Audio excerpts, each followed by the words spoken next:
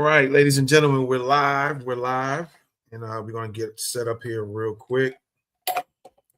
Just give me got 2 minutes, so long enough to get ourselves together here. Let me check something out real quick. Let me switch up on some audio. All righty, there we go. Hopefully that'll work. Let's check out everything real quick. Make sure everything sounds good. There we go. All right, yeah, we good. Hopefully that'll work. Let's check out everything real quick. All right, yeah, so we're good right now. Yes, indeed. All right, so what is today? January the 10th, 2026. And just yesterday afternoon, as a matter of fact, the New York State Community Commission for Reparations Remedies conducted another live event, if you will. And we're going to take a look at it. All right. Well, we are going to take a look at it. Let me see here real quick. Let me just check some other things out.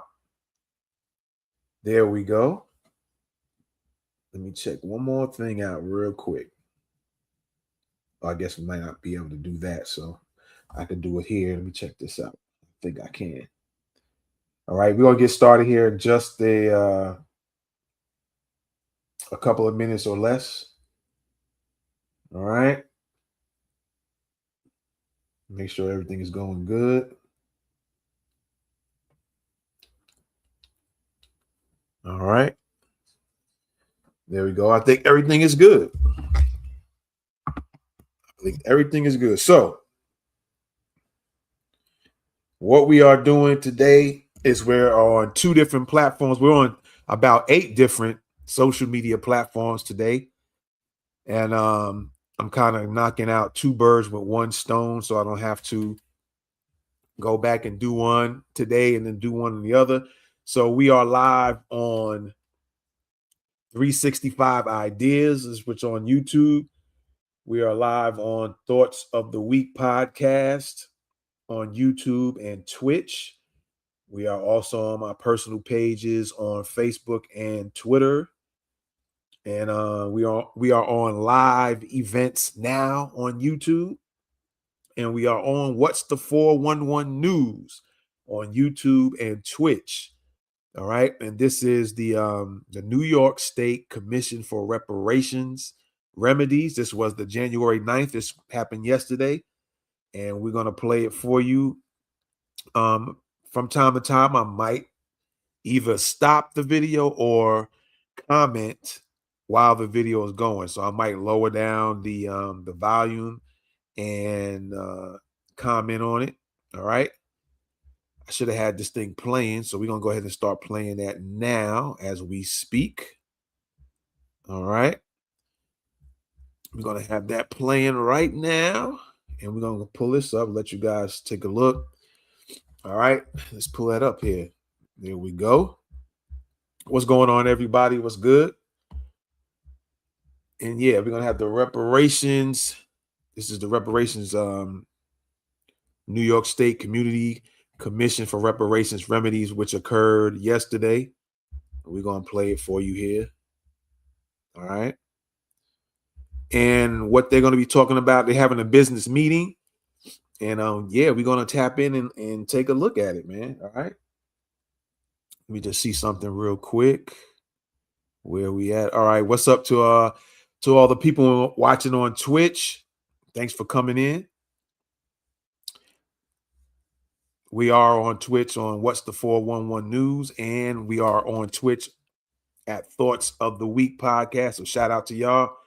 What's good? Thanks for tapping in. Again, this is the New York State Community Commission on Reparations Remedies, which occurred yesterday on January the 9th. We're going to take a look at it today on the 10th. And y'all get to tap in and see what's going down. All right, so I'm going to move myself out the way for a little bit. If, like I said, from time to time, I might make some comments on some things I might hear. And I don't really want to stop the video. I just rather it play, and I might comment in between. I might turn the volume down for the video that you're looking at right now, and I might make a comment here or there. I'm gonna try to not make any comments at all. It might be best for people to hear and check out, right? And that might be the better way to do it. Okay, but again, I might from time to time tap in and put my comments in. All right, so you guys enjoy. And again, this is the New York State Community Commission, Reparations Remedies. And with that being said, we're going to do two things. Hopefully, I'll tell you what, I'm going to stop that video real quick because they'll probably get ready to start. I got to do this for both of my channels here. We got to give the station identification, if you will. So welcome to everybody from What's the 411 News. Let's go. Welcome Black to What's the 411 News, where we bring you news observation, interpretation, and news commentary from an FBA and BGR perspective. Let's get it. All right, I'm going to see if I can do this. There we go. All right, we won't do that. So again, since it's on several channels here, I got to do this one for Thoughts of the Week podcast. So what's up, everybody? You're rocking with the best. This is Thoughts of the Week podcast. I'm kind of hitting two birds with one stone today, all right? Let's get it. You're rocking with the best. Thoughts of the Week podcast.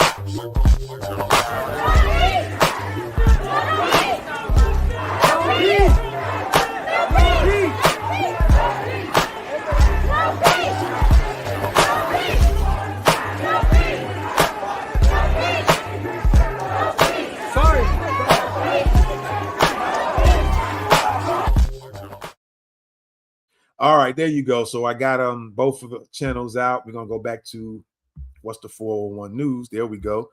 And yeah, let's go ahead and play this, man. Appreciate y'all for tapping in.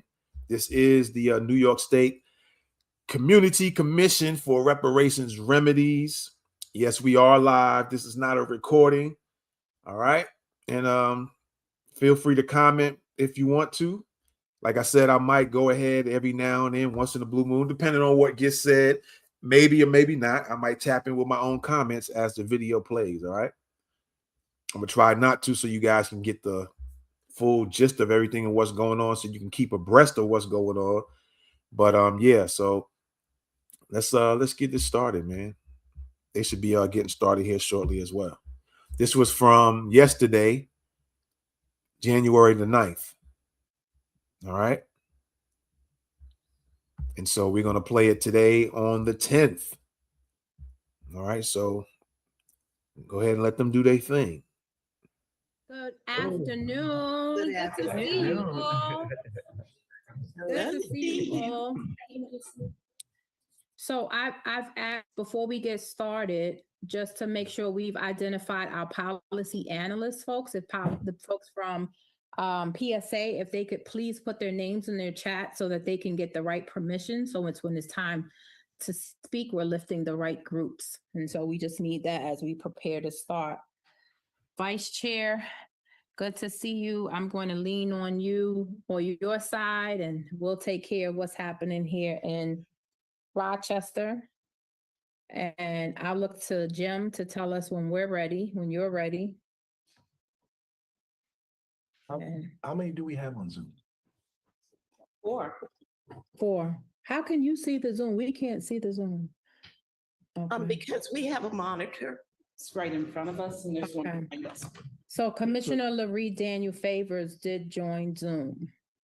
Oh, we can see the Zoom. Oh, good. Okay. Is it? Do you have this, right? I do. The whole packet. I think so. Yes. Yeah. Chair Hawkins, is it possible for us to see Commissioner Daniel Favors? Well, they're getting her in now.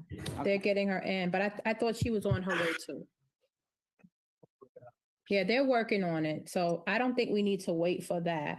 And we can identify her once she gets in, because we're already 10 minutes late.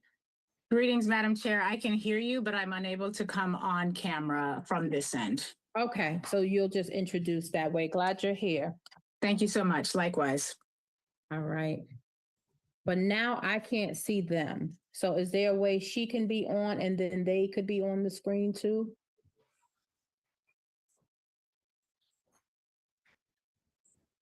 Okay, no worries. Because she spoke, that's why. Yeah, yeah, with her, it's spotlighted. Maybe they can unspotlight her for now and then it'll bring me back to the commissioners. You got it. Perfect. Thank you. So if you're able to- Just as a video conference, they are. Yeah, we. Okay. So, hopefully we could get Commissioner Daniel Favors on camera. Oh, she can't. You can't. Okay. Address that. All right. I'm gonna text her and let her know.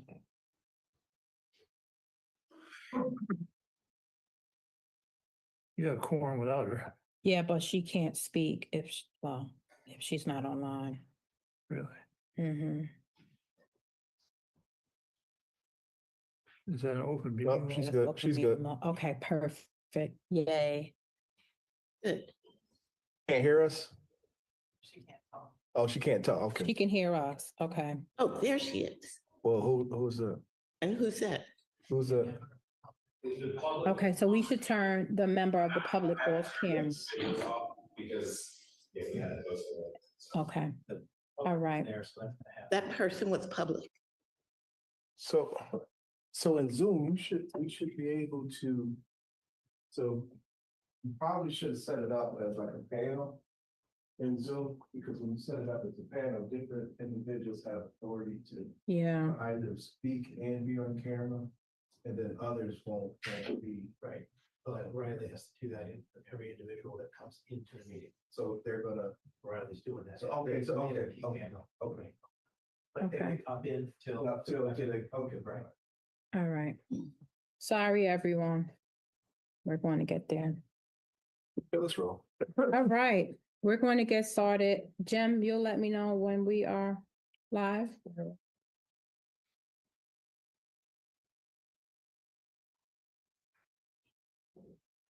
Good afternoon, everyone, and welcome to the New York State Community Commission on Reparations Remedies. This is a business meeting. And as a reminder, the business meetings differ from the public hearings. At the business meetings, this is where the commission will conduct its business of the commission. You'll hear updates about our vendors. You'll hear updates about the work we're doing, but we will not have a public comment section. And so we thank those that are joining and streaming live. We appreciate the ones that have joined via Zoom, and we are going to get started by welcoming all the commissioners. We are in 2 locations. We heard from you all. And so 2 locations provide us an opportunity to provide space for the upstate and downstate area. And downstate, we're at the Philipse Manor Hall historic site. So in Yonkers, New York, hello folks in Yonkers. We'll let you all introduce first and then we'll introduce afterwards. And then we also have Commissioner Daniel Favors online. Matter of fact, we'll let her go first because we always forget about the folks online. So we'll start with Commissioner Larry Daniel Favors. Muted. Okay, so we'll wait for them to lift her volume. Can you, if they can unmute her, let's see if we can get it, or she can, there we go, you're ready. Hi, so just by way of protocol, I cannot unmute myself. I have to have permission from the Zoom host to be unmuted. But having said that, Happy New Year to all. I am so grateful to be in another year doing this work, and I look forward to a productive meeting. Happy New Year. Yonkers, I'll give the floor to our Vice Chair, Dr. Deborah Jenkins. Okay, good morning and happy new year. Good to see everyone. Happy to see the seats are filling up here in Yonkers. This is a wonderful site. I think it's something that we should take note of going forward. I am Dr. Deborah Jenkins and happy to serve our community in this auspicious fight for reparations for us. And we've been doing the work and we're going to continue to do the work. And I'm happy to serve alongside this enormously talented panel of commissioners. Turn it over to my left, our treasurer. Good afternoon, everyone. I am Jennifer Jones Austin, and I am delighted to be here for this business meeting and in this space.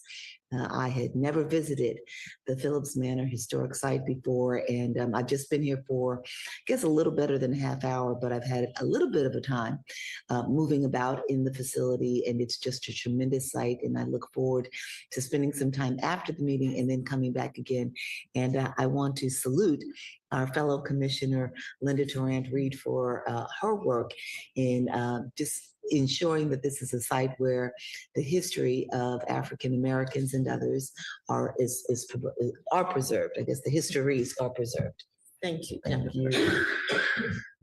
Good afternoon. I am Derek Hamilton, and grateful to be in this space and on this commission as we build camaraderie and trust in our mutual commitments to bring about reparative justice in the state of New York. All right, just real quick. This is the New York State Community Commission for Reparations Remedies. This happened yesterday. I'm broadcasting it live. This is their business meeting.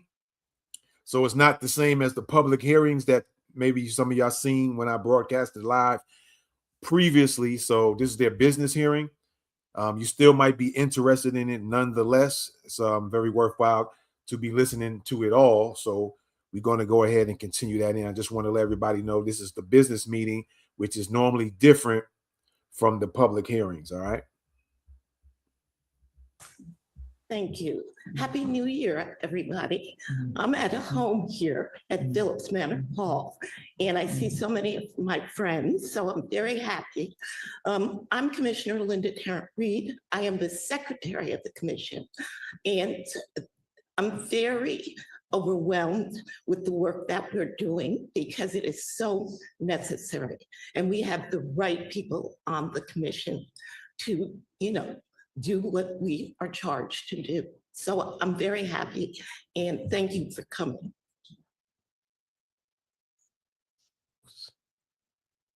Is it time to do the roll call?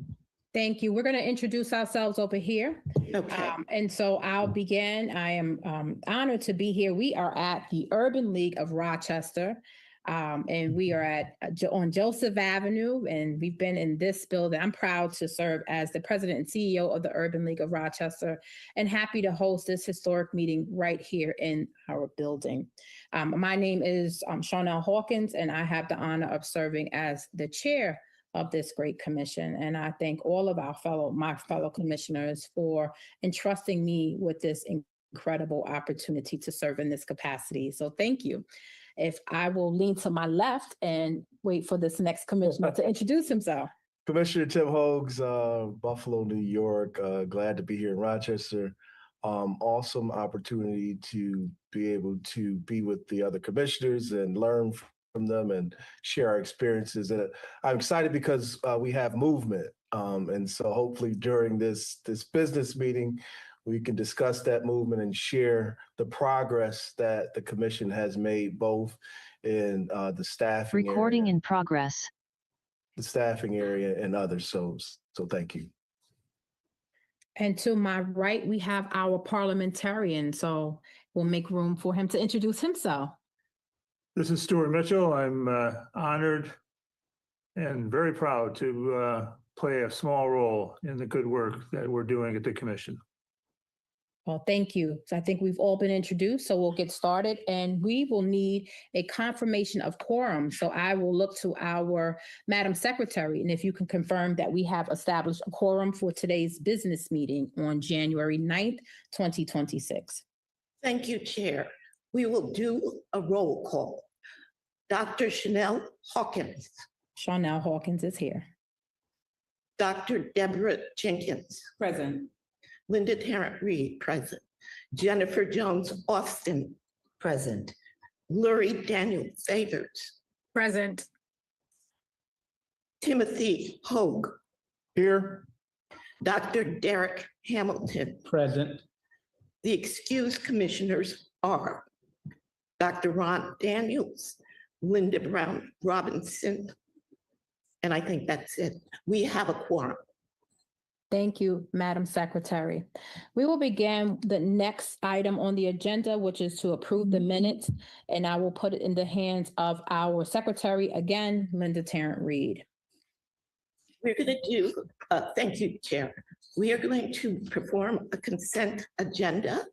All of the commissioners have been provided with the 3 minutes dated April 10th, 2025, August 1st, 2025, October 24th, 2025. So we need a motion to approve. I'll make a motion. Thank you. Is there a second? Seconded. Let's vote. All who say aye, say aye. Aye. Aye. I think that's unanimous. The minutes have been approved for those 3 dates. Thank you, commissioners. Thank you, Madam Secretary. So next we'll move to the staff updates, and I would be honored to introduce who's here in Rochester, our new operations manager. I'll actually have her come to the table just for a moment to introduce herself. And Melody Harkness has been provided an opportunity to serve as the operations manager for the New York State Community Commissions on Reparation Remedies. Welcome, Melody Harkness. So I'm Melody Harkness. Personally, I'm a North Carolina native, but followed in the footsteps of my ancestors who migrated to New York for better opportunities. So my mother's from Brooklyn, my grandmother is from Harlem. Professionally, I have a background in nonprofit legal services for most of my career. Over the past 5 years, I sort of transitioned into municipal and state government work. So as I told Commissioner Hogues and Commissioner Tarrant-Reed, I feel like this project is something I've been working my entire career to do as an Africana Studies background and Master of Legal Studies. I'm very excited to participate in this process. Well, thank you. We are glad and excited to work with you. So thank you, Melody Harkness. We have another introduction, a new staff member, and we'll introduce our general counsel.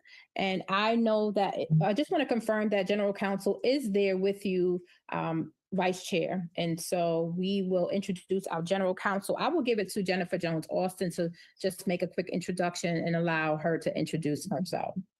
Wonderful. Delighted to introduce, India Sneed Williams as our general counsel. She is, please come in, actually make yourself visible to the cameras as well. Working with a group titled IQEQ. They will serve as our general counsel, providing guidance for us to make sure that we are adhering to the rules of engagement as directed by the legislation, as well as just the rules for commissioners here in the state of New York, making sure that we are compliant and adherent at all points in time. India Sneed Williams has vast experience, as does her team. And if you'd like to introduce yourself and say a little bit about IQEQ. Sure thing. Good afternoon. Thank you all for the honor of my career in life in serving as your general counsel to this amazing commission. I'm very prepared for the work that we are about to do. I come by way of Brooklyn and Queens, which is South New York. Yes, I'm a city girl. I got my undergrad out of CUNY, Baruch. I studied at Toro Law for my JD. LIU for my MBA. I worked in city council. I've worked for state assembly. I was a prosecutor for a short while. Went back to city council as a chief of staff. I worked in the mayor's office of New York City. I went in private sector for 4 years, and then I launched my own firm with the mission of actually serving MWBEs. So this is a historic moment for me, and I'm really looking forward to serving the commission, serving New York State, and ultimately serving our lineage and our future. So thank you.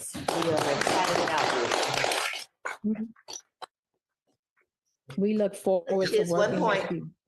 I know language is very important. My lineage, I merely mean history. I am not on any particular side. I wanted to be clear on that. All right. Well, thank you. We're glad that you joined us, and we look forward to partnering with you on this work. I'm going to move to the next item on the agenda, which is old business, and I want to remind us as commissioners and the community that we have a working definition for reparations, and we established that reparations is a process that authentically repairs and acknowledges the physical, cultural, psychological, mental, material, and or physical destruction, injury, and or harm of people and or society, including their identity. It includes processes of repairing, healing, and restoring a people and society who were injured due to their group identity in violation of their fundamental human rights by governments, corporations, institutions, and or individuals. Any questions or concerns about that as we move forward? Just as a reminder, we know this is our working definition, but are we still feeling good about that? Well, we're not going back. So if I may just share, we are not going back. We feel good, but we will be essentially kind of be making sure we have meat on the bones. We provide more description for some of the terms that are included here so people understand what we mean by harm.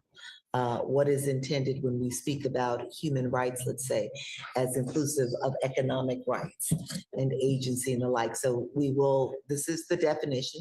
We are working with this, but we do appreciate that we need to make sure that it is further defined so people have a really good understanding of what we mean when we speak using this definition. Thank you, Commissioner Jones, Office Austin, and you've given us a preview because when we get to new business, we will talk about the discussion of the definition of harms. So we'll have some discussion on that later on. Any other comments about our working definition? I'm going to move on to, I'm sorry. I just wanted to make sure I made room.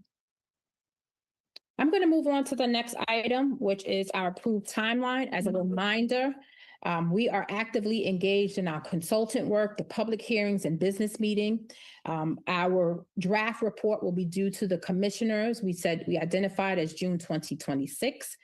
The commission will have time to review and provide feedback July through August of 2026. Final revisions and acceptance will happen in September of 2026. And in December 2026, our plan is to submit the report to the governor and legislative body. And January through March of 2027, we'll have our community education and advocacy on recommendations. I'll pause there to see if there are any questions, but that is how we're moving forward. This is just a reminder to everyone about our timeline. Next, I'm going to go to our commission engagement and subcommittees. Our commissioners have agreed, and I'm not going to go through it all, but we've agreed to serve as liaisons to our vendors.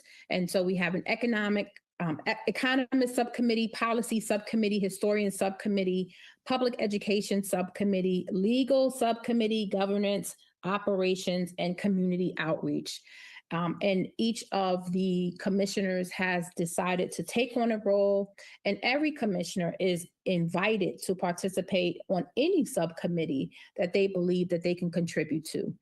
One of the things that now that we have our operations manager in place, we certainly will share those meeting dates when there are subcommittee meetings with all commissioners. And so if they have an interest, they can attend and contribute their knowledge and expertise. I'll pause there to see if there are any questions. So Chair, when our subcommittees meet, I believe we have to keep in mind public open meetings law, and so we have to make sure that we don't have a quorum present, because I think that causes us to have to do some other things. So we'll have which we have been doing for meetings when we have small groups registering for those meetings, and so that we make sure that we don't violate open meetings law. So thank you for that, highlighting that, but we've been maintaining that. So thank you so much. Next, I would like to move to the next section. And we're going to have a presentation. And so we're excited to hear from our vendor, the Policy Studies Associates, and they will share with us the framework for the reparations report. And so we are grateful to have Janine Hildreth here and Ayanna Platt. It'll give them an opportunity to introduce themselves. And if the commission can look to the screen for our presentation from our partners from PSA. So welcome. We need to unmute. And if we could unmute Ayanna so that they can appropriately introduce themselves. And Dr. Janine is already unmuted, so I think we're fine there. But if we can there we go. Welcome. Welcome. Thank you so much. We are happy to be here to meet the full commission and to share where we are as we have launched this work a few months ago, and to get your feedback and your ideas on both the history and the policy work that we are doing. Again, my name is Janine Hildreth, my colleague Ayanna Platt. We're on screen, and two of our other colleagues, Leslie Anderson and Christina Russell, are here off screen. Leslie will be leading or driving the PowerPoint for us. So we're welcome. We're ready to dive in. Again, my name is Janine, and happy to be here and to meet the full commission. Dr. Jenkins and Ms. Tarrant Reed, we've been working with pretty closely with over the last few months. All right, so we'll get started right now. Today, we just want to provide an overview of how we're approaching the work, the scope of our work as we work to deliver a report on the history of enslavement and the follow-ons in New York State, and then also a policy analysis of laws, policies, and laws and policies that have contributed to racial inequity and disparities in New York State. We're going to preview how we think these two reports will support the commission's final work, and then gather feedback from the commission to inform future work, either now or later on, that you can share with us about ways to kind of guide how we're approaching this work for you. Right. A little bit of background on PSA. We are a women-owned small business. We're based out of Washington, D.C., specializing in research, evaluation, policy analysis, technical assistance, capacity building, systems design, implementation, and professional development and training. We are all trained researchers using rigorous mixed methods research design. So we do both qualitative and quantitative research. And we pride ourselves in delivering reports, presentations that are relevant, accurate, and with practical applications for how our clients can use our work. We have a long history of working at all levels of government, federal, state, local, including New York State, New York City, and other government agencies. We work with nonprofits and foundations over our 40 years of work. So we have a long history of doing this work. And so our overall project goals, PSA has been selected to provide two deliverables to the commission: a historian report and a policy analyst project report. Again, my name is Janine. I'm leading the history report. And then Ayanna, who will be speaking shortly, will be leading the policy analyst report. And so each of these reports are designed to hopefully inform the commission's final report to the state around ways to address reparative justice and to provide reparative justice for the long history of discrimination, enslavement in New York State. Both of our projects are going to be informed by the UN framework on remedies and reparations, which provides guidance for how to do this work in a systematic, fair, and legal way.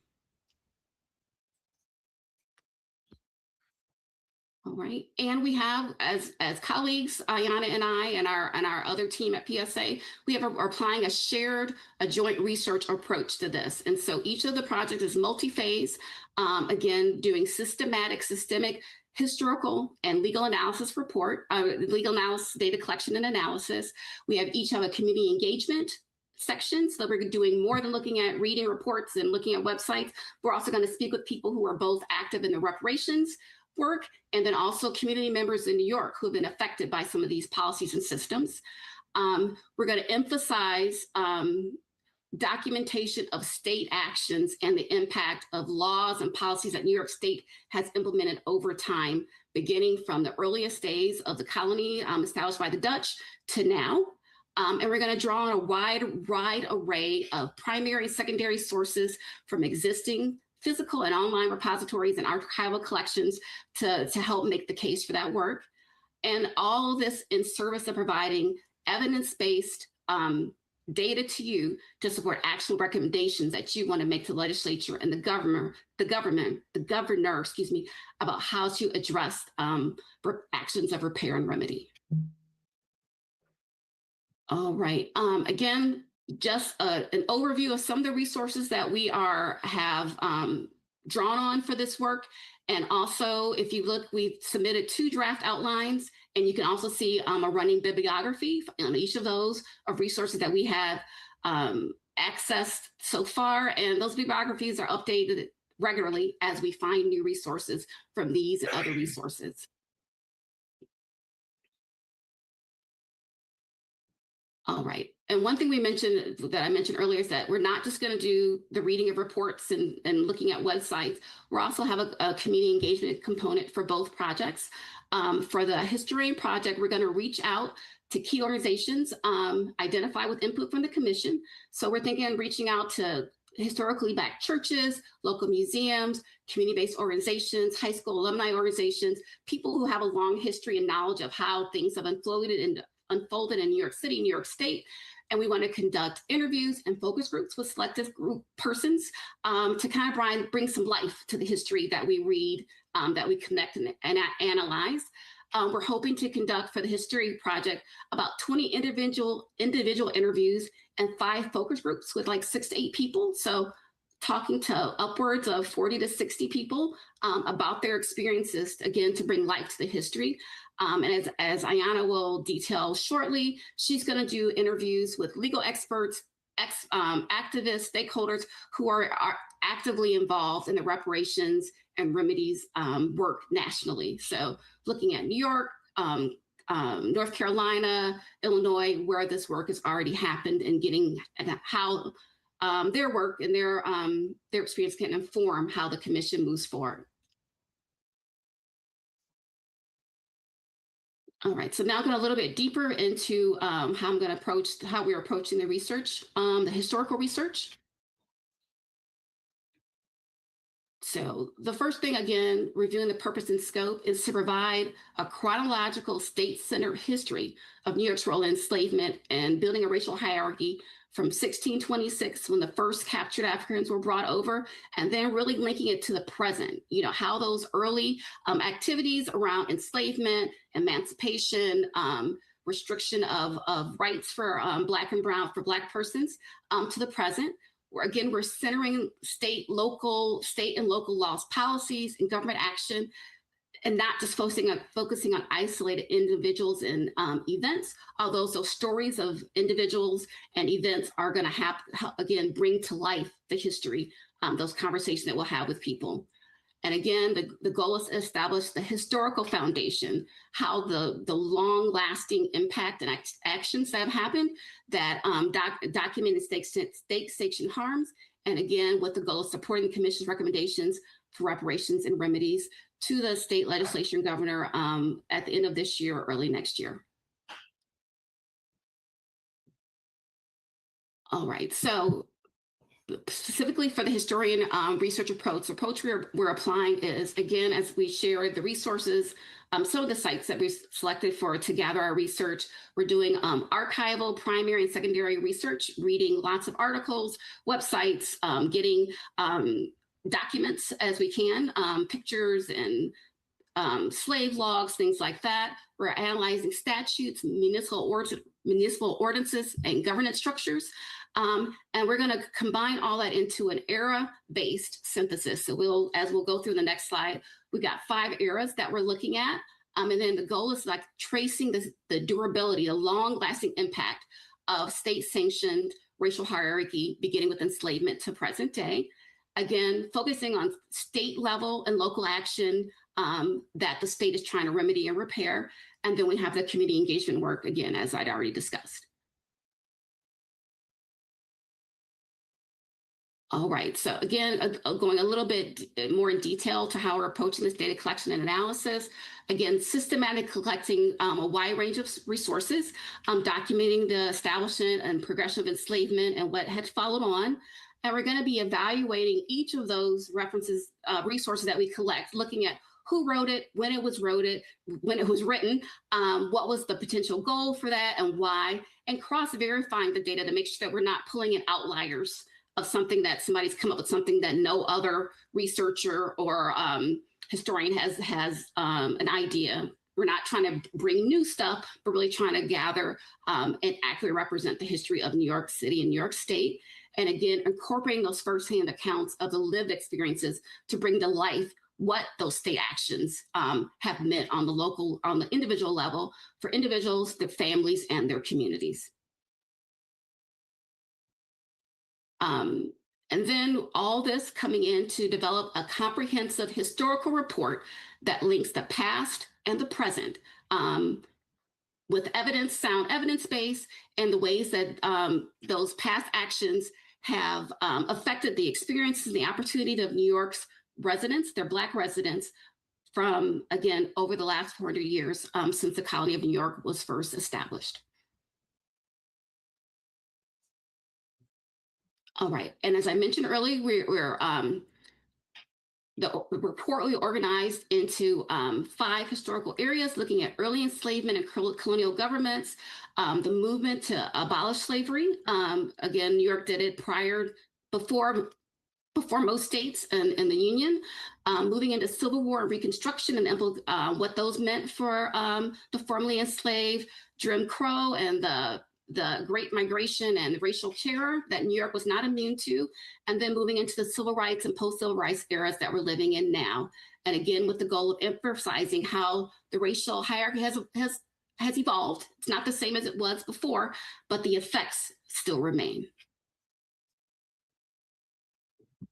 And so now we're going to just quickly go through a few of the key topics from each of the eras that we mentioned that we're going to explore in depth. So beginning in 1626, when the first captured Africans were brought by the Dutch via the West India Company. And then we'll look at how slavery expanded from the Isle of Manhattan through New York State and the legal hardening of enslavement as laws and policies were implemented that restricted, slave movement, where they could be, how many could gather, whether they could own property, all that growth over time.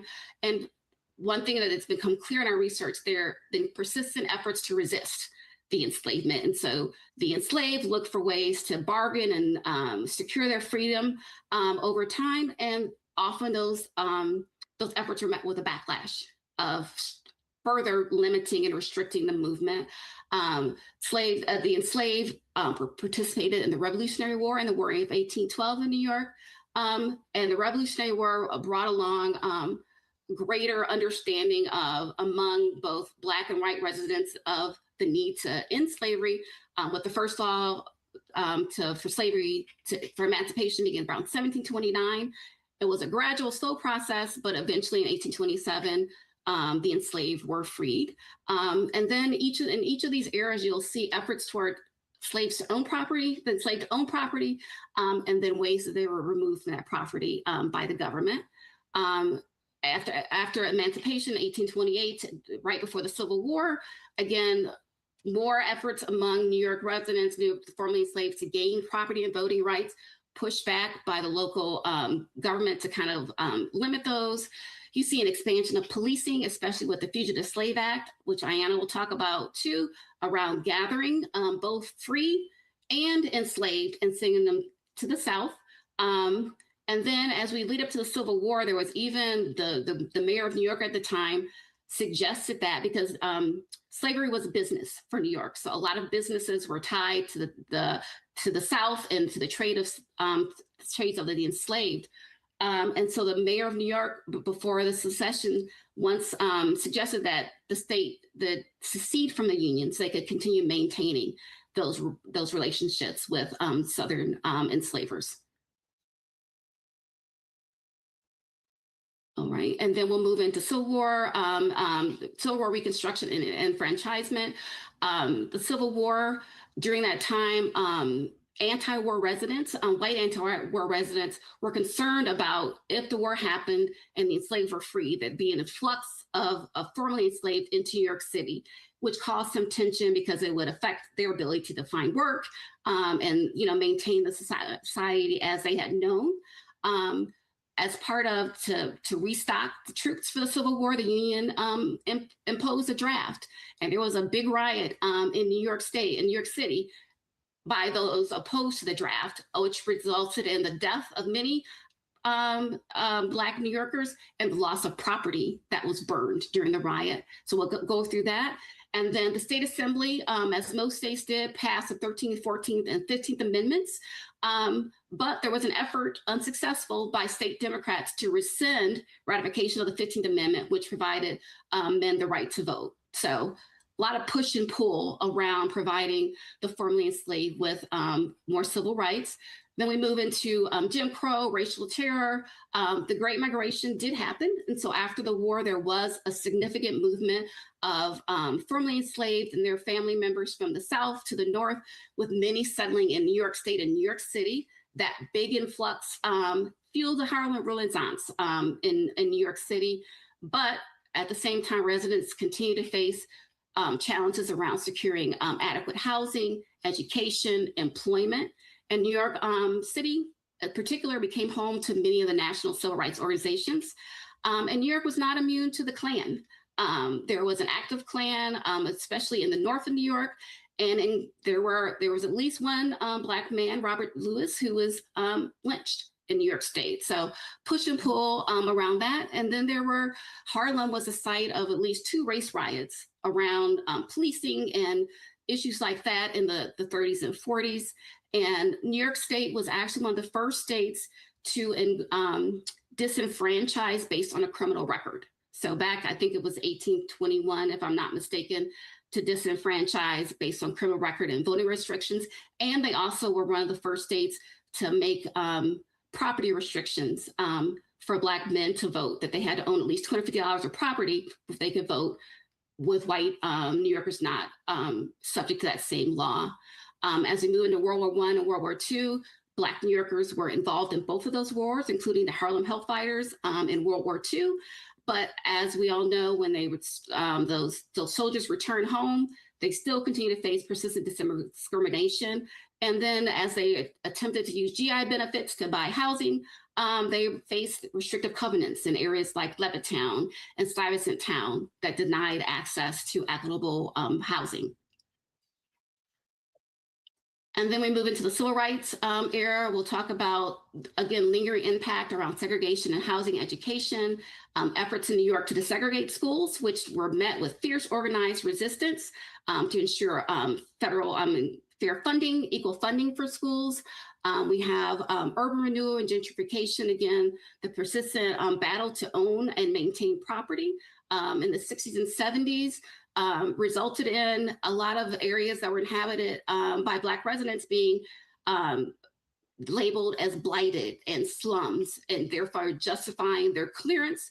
And so the clearance of some of those under urban renewal resulted in the building of areas like Lincoln Center and the campus, some of the campus of Fordham, but displaced citizens who weren't actually given another place to go. So again, that displacement over time. And then, as we know, the 90s and 2000s, we saw a ramping up of aggressive policing policies like stop and frisk that resulted in the disproportionate incarceration of New Yorkers, especially Black men. And then we will wrap up the history report by saying that all of those things that happened over time have resulted in very inequitable life experience and opportunities for Black New Yorkers now. The state has a lot of data, plethora of data about racial disparities in terms of poverty, overall health. Black residents die on average 5 years earlier than their white counterparts. They have higher rates of incarceration, lower levels of employment, educational attainment, home ownership, and again, disproportionately represented in the arrested and incarcerated populations. And segregation in housing and in schools continues to be a marker of not just of New York and nationally overall. So that's the track that we're taking with Historian Report. So I'm going to hand it over to my colleague Ayanna, who's going to talk about how she's approaching the policy analyst work. Thank you, Janine. I'm excited to be here. So as mentioned, I'm Ayanna, the Research and Policy Analyst, and I'll follow a similar structure to walking you through the Policy Analyst section of the report that Janine did. I'll start by guiding you through the purpose and scope, then get into the research approach, and then I'll give an overview of the research report outline. So beginning with the purpose and scope, the purpose of my work is to produce an evidence-based report that directly informs the Commission's findings and recommendations. This report will trace how state laws and policies have historically and systemically produced racial injustice across key domains, and those domains include housing, education, criminal justice, health, voting and civil rights, and economic opportunity. And now I'll move to discuss the approach that I'm planning and that I am taking. So the emphasis here is on understanding how these systems developed over time and how earlier policy choices continue to shape present day conditions. So this analysis will also identify where legal and policy efforts have attempted to remedy harm, as well as where gaps persist, helping to clarify which interventions have been partial or insufficient or even uneven in their impact. And throughout this, the goal is to ground the Commission's work in evidence so the final report for which I'm writing the policy analyst section of can support clear, actionable recommendations for repair that are responsive to both historical injustice and contemporary realities. I'll now move to discuss the first phase of the work, which is already underway. So our work has begun with phase one, which is a comprehensive policy and legal landscape scan. In this phase, we're conducting a systematic review of laws, policies, and administrative practices governing New York State from 1626 to the present. The goal is here to understand how policy across different eras have shaped access, opportunity, and outcomes over time. This review will span colonial, state, and municipal levels of governance, recognizing that harm has often been produced and reinforced across multiple layers of government across multiple eras.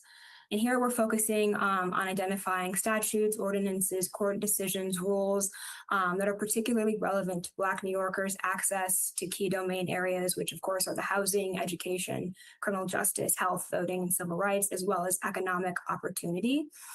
So this phase ultimately establishes the policy and legal foundation for the rest of the analysis, allowing us to trace the through line, identify points of intervention, and situate current conditions with a longer historical and institutional context.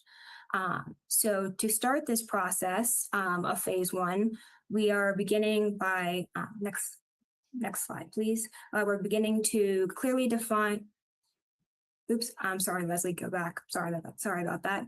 To start this process, we began by clearly defining the policy area, starting with one of 6 core domains, such as the housing, education, health, criminal justice, economic opportunity, or political participation.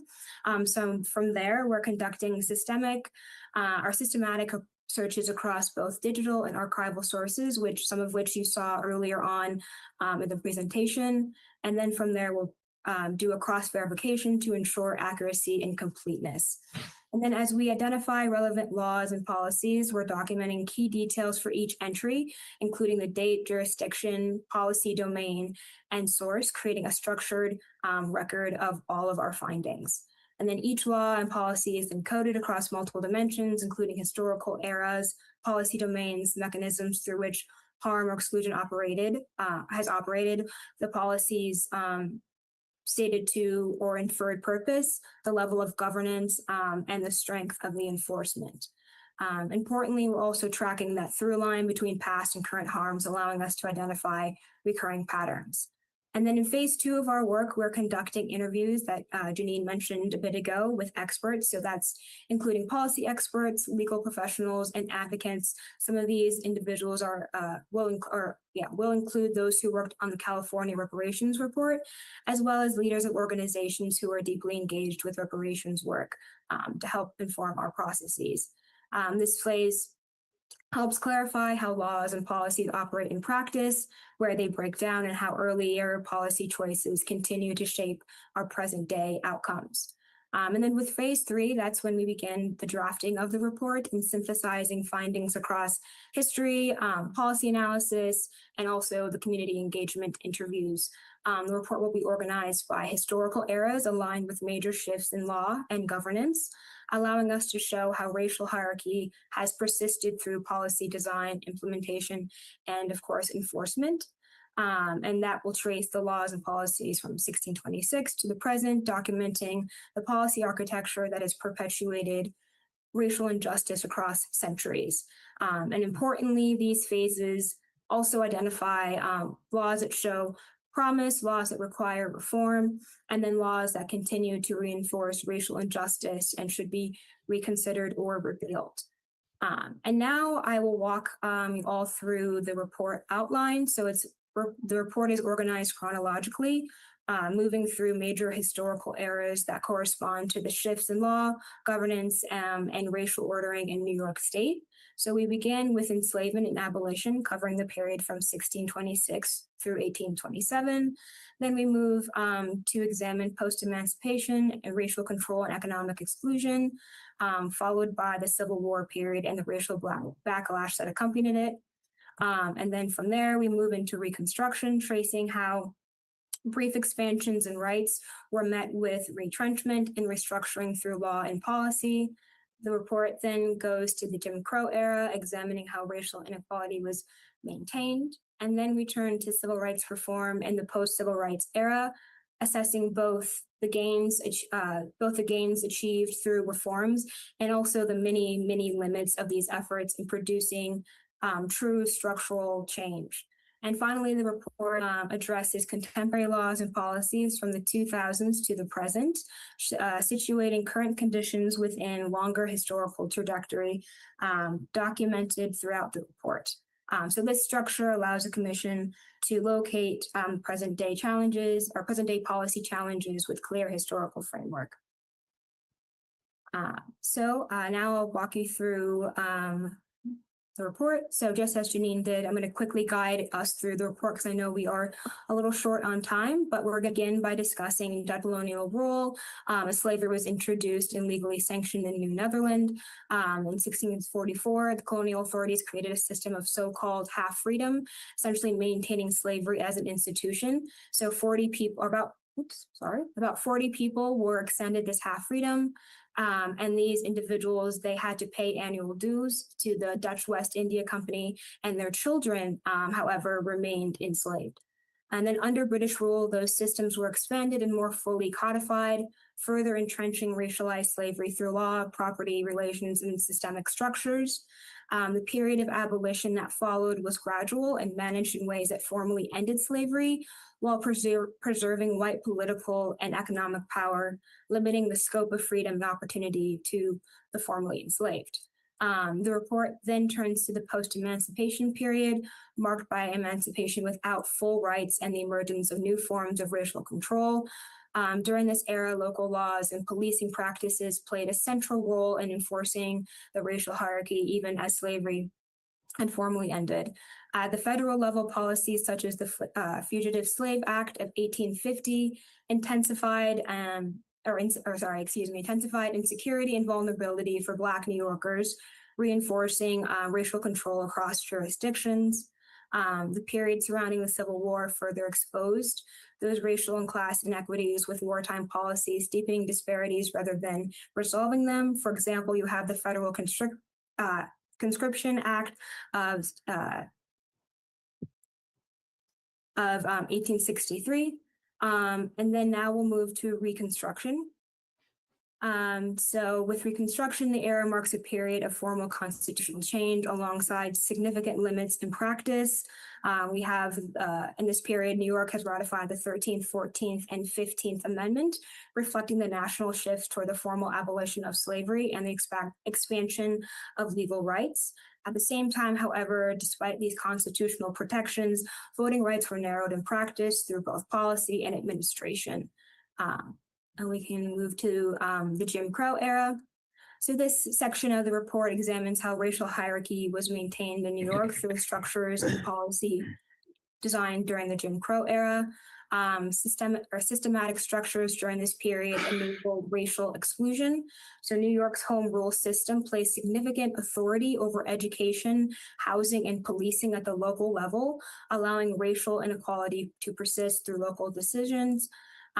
And for example, with housing and urban development policies during this era, you have the multiple dwelling regulations, urban renewal programs, and publicly supported housing initiatives, which all played a significant role in reinforcing racialized displacement and segregated occupancy. And then during this time, we also do have a bit of a landmark case here. So this period also includes a partial break from exclusionary practice. For example, we have the Ives-Quinn Anti-Discrimination Law of 1945, which marked an early effort to prohibit employment discrimination and created a state-level enforcement body. And then we can move on to civil rights movement and post-civil rights era section. So this section of the report examines the civil rights era and its aftermath, focusing on the limits of legal reform in producing real, tangible structural change. So during this period, New York operated within an expanded civil rights legal framework, but the reach of those reforms were often constrained by policy design and implementation. For example, in education, the 1954 Brown v. Board of Education decision prompted desegregation reviews nationwide. In New York, however, the state relied heavily on neighborhood-based school zoning, which preserved racial segregation in practice, despite the absence of the formerly segregated school laws. And housing, we can keep going through the final section. So the final section of the report focuses on laws and policies that were intended to remedy racial injustice in the contemporary period. So by the early 2000s, New York had developed some civil rights and anti-discrimination infrastructure. However, as we all know, the framework has largely operated through reactive case-by-case enforcement, limiting its ability to address systematic and systemic harm. In education and youth opportunity, litigation such as the Campaign for Fiscal Equity versus State of New York clarify the state's constitutional obligation to provide a sound basic education. While the decision established an important legal standard, implementation has remained largely uneven. And since we're short on time, I think we can move to the timeline and milestones and next steps. So for the past few months or so, my colleague Janine and I, as well as our team, have been working on launching the project and engaging in ongoing submissions to the commission for our draft research overview, as well as our work plan that includes our timeline. We've also moved towards making those pieces or those items more finalized and submitting to the commission for feedback. And we are currently working on protocols for interviews with for the community engagement piece of this work. And the interviews will be happening fairly soon. And then we also do plan to draft a sample report section for the commission to review and give us feedback for, just so that we are aligned in our thinking for what each section of our reports will look like in the end.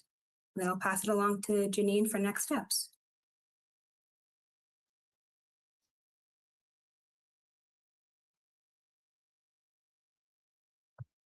All right, so thank you again. As Ayanna mentioned, we're going to draft a section for the report for commission review. We're available for ongoing bi-monthly presentations to the commission to share progress and feedback on our emerging findings, and we will continue to work with Commissioners Tarrant Reed and Jenkins for guidance as we move through this process. So I know we're a little over time, so apologies. But if the commission has any questions or guidance for us as we continue moving this work forward, we're happy to hear. Thank you, Team PSA. We are grateful to learn about the tremendous work that you all have been doing.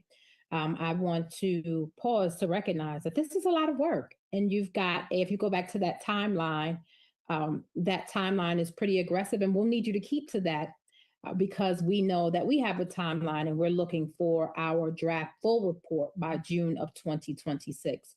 So I just want to acknowledge that you have a tremendous effort, and we're grateful for the start.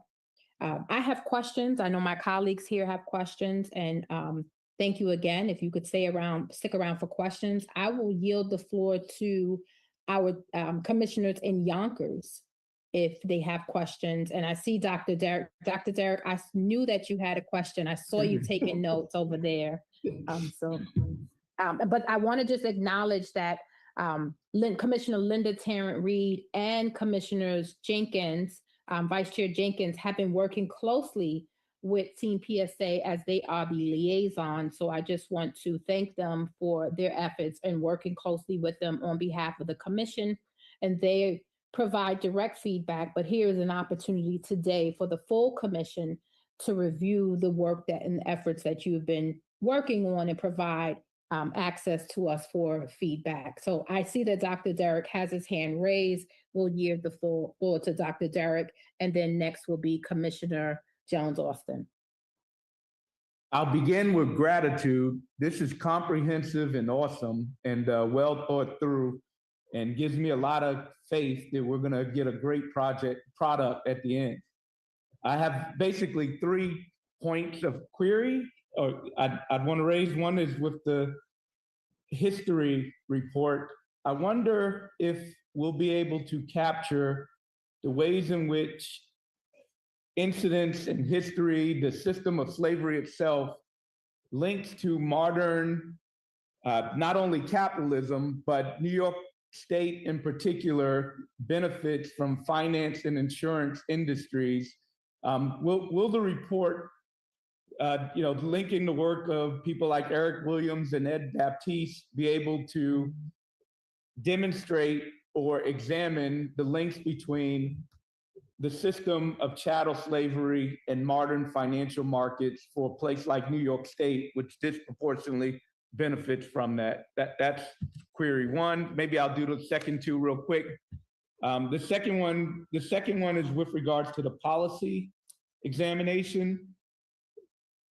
There's an economist, Richard America from Georgetown University, who has used the term unjust enrichment. So I'm wondering, in addition to the ways in which policy might have disadvantaged populations, will we be able to examine the concept of unjust enrichment, the ways in which privilege or benefit might have accrued as a result of somebody else's demise from a policy framework? And then the final query is with regards to areas of domains in the policy analysis. I know there's home ownership there, but I wonder the concept of wealth more broadly. Should we add a lens towards wealth? And then, in addition to criminal justice, what about free mobility itself? Transportation as a domain, and simply the human capacity to traverse space. If I may jump in, first I want to commend you at PSA for the work that you've done. I echo the sentiments of gratitude that were expressed by Commissioner Hamilton. And I want to thank our fellow commissioners for their leadership, their guidance, supporting this effort at every turn. It's tremendous, tremendous. In some ways, I'm not surprised that some of my thunder, if you will, was stolen by Commissioner Hamilton. Sometimes we think very similarly, and I too was centering on the importance of looking at wealth and how wealth in America, essentially, from the very beginnings, all of this has been about political and economic power and imbalance. And if we do not center on like wealth and wealth policy, and how that has been stood up to the advantage of some at the expense of others, looking at things such as even tax policy, I think we missed something. And so I would ask us to look there, as well as he said, transportation policy. Transportation policy was brought in some ways covertly, you know, when we did away with laws that allowed for overt discrimination to keep racial practices and racial harms in place. And so I think we need to pay more specific attention to transportation policy and law. And then thirdly and fourthly, environmental policy. That's not in there, and we cannot do this work without looking at how environmental laws have been stood up to perpetuate racial injustice and all the harms that result. And then fourthly, social policy. And there I lean very much in on covert policy in systems and structures that, you know, the laws in and of themselves, the policies do not necessarily suggest that we are treating Black Americans differently than others, but the way that these policies are stood up. And then I guess I would say overarching, but I'm going to lean in with social policy because you can find the greatest examples there. When presenting about policy, you talked about policies that have sought to uphold injustice. And what I couldn't help but think about was, are you centering on design, implementation, and impact? Because the way that our laws and our policies have worked in America is that in many instances, if you look at them at face, they may appear to be race neutral.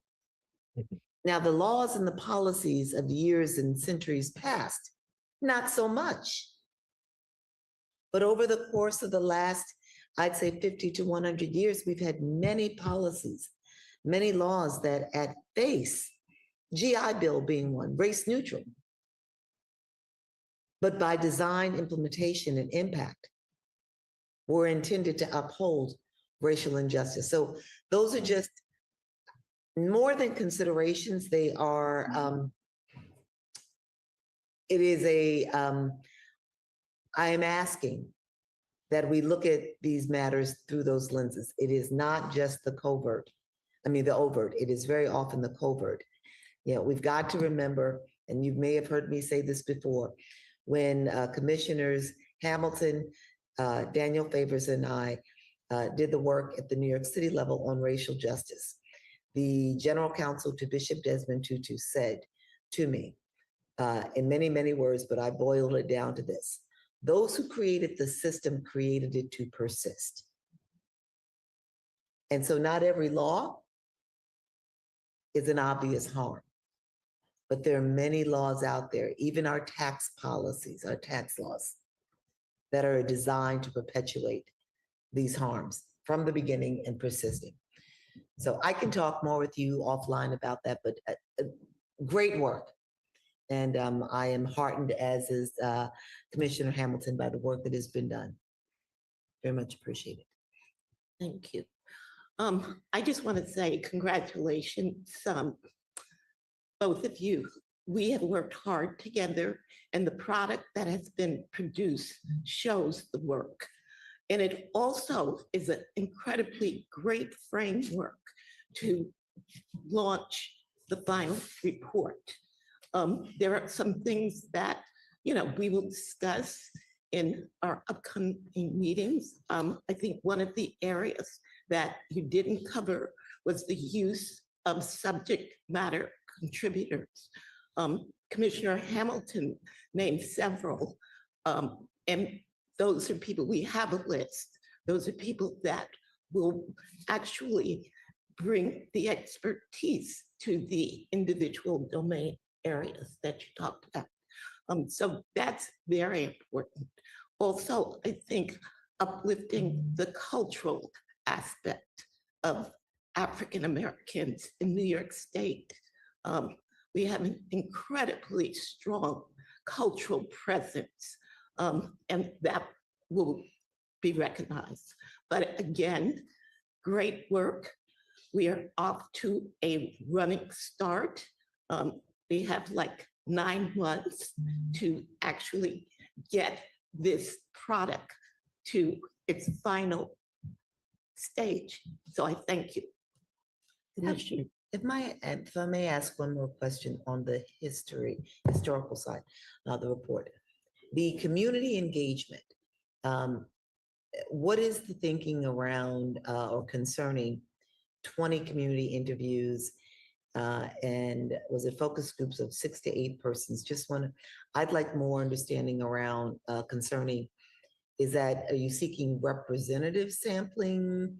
But that would not be deemed statistically significant, right? Or would it, tell me what the thinking is there. Yeah, it's not, we're not planning. Yeah, it's not going to be statistically significant, but we do want it to be representative of the state as a whole, to speak with people from different areas of the state, different types of organizations, but you're not going to be able to run statistical analysis, but we do want to work with you and others to make sure it's as representative within our resources as we can make it. I think we need to really clarify. The commission is in the process of hiring a public education coordinator who will be doing that work. So in order for us not to replicate, you will be engaged with them. The other part of the public engagement are the testimonies from all of the public hearings. Also, the documentation from our reparations phone line, where people call in and give their testimony. So it's really reviewing all of the public hearing video and really coming away with information that's going to inform the report. Yes, definitely. I did not highlight that, but those are definitely source information that we're going to use for that too. Can I ask a question just related to that? And I know we said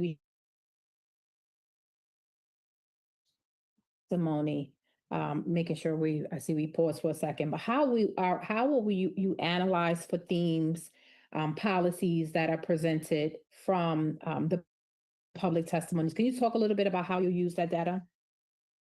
Yeah, for the history part, we're gonna treat it as a data source. We're gonna code it using that similar coding frame that we're gonna use for some of the research to highlight, Ms. Smith spoke about, displacement and losing her home, or, her family being forced to move, and we'll tie that to the research. So it's gonna be always linked to, we're gonna work to try to link those individual or personal accounts to the research, to the broader research that we have, that we'll be collecting. Thank you. One other question related to a question that Dr. Derek Hamilton asked, or Commissioner Hamilton asked about the, I wanted to know how you will use the benefits, how New York benefited from slavery and financial institutions, because I know earlier you talked about just governance structures, but I think if you can talk a little bit of how you'll make that connection of how they work in collaboration with one another to create some exclusion and disproportionate economic gains for Black New Yorkers. So I'm interested in learning more about that. Yeah, we will definitely include that, because we know that the insurance business, financial markets, all of that benefited from the slave. 40% roughly of New York business was slave-centered prior to the Civil War. So we'll definitely cover that and look for research. Dr. Hamilton gave us a couple names to look at, and that if they're SMCs or we read their research, we'll definitely incorporate that into our work. Thank you. So I do want to briefly go back to Dr. Hamilton. So he asked a question, and there was a bunch of questions in there. So I wanted to know if he was more making a statement or if you wanted to follow up, Dr. Hamilton, for discussion with our contractors here. Or are you good? Well, number one, they've already answered that they're going to explore that. That's good. But I'm curious if there are reactions to the concept of unjust enrichment, and then as well as Jennifer talked about, transportation policy, but even more broadly, free mobility, just the capability of movement in society. Mm-hmm. If those, yes. Okay. No. Oh, yeah, no, that's it. Yeah. I just wanted to say thank you to PSA and to Janine and Ayana for this great work that you have started. I'm really happy with what the colleagues have added onto your table, because it's not a whole lot. I took all the notes from Dr. Hamilton and Commissioner Jennifer Jones Austin. And I'll be working along with you to try to ensure that those things are definitely in there. I know we're taking notes as well. Your work is really well done. One question I did have, and I think this is to you, Janine. Mhm. In your opening slides, you mentioned a standardized data coding and management system. Just want to know if that's a proprietary system that you're using, or is there something that is currently on the market that will be used?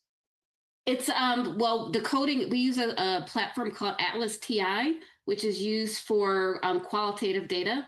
And so as you read through and you upload articles, summaries and things like that, you can identify, highlight sections, apply a code, and then it's got really good analytic capabilities that you can look across different articles. So I can say, show me everything that we've uploaded that deals with, I don't know, the slave, half freedom, that Ayanna mentioned. We can look across sites, or let's show me everything that we've coded that talks about displacement. And so then we can look at it, and they'll be coded by area, and it'll allow us to look across, because as you see, our growing reference list is pretty large. And so kind of helping us manage all of that information so that we're not missing everything. And then again, will help us, through the analysis, hopefully help us see connections that maybe in reading all this different stuff, maybe we didn't see, but when you've, rejiggered how the information comes together, you can see other patterns, maybe for new insights or new ideas. Thank you so much.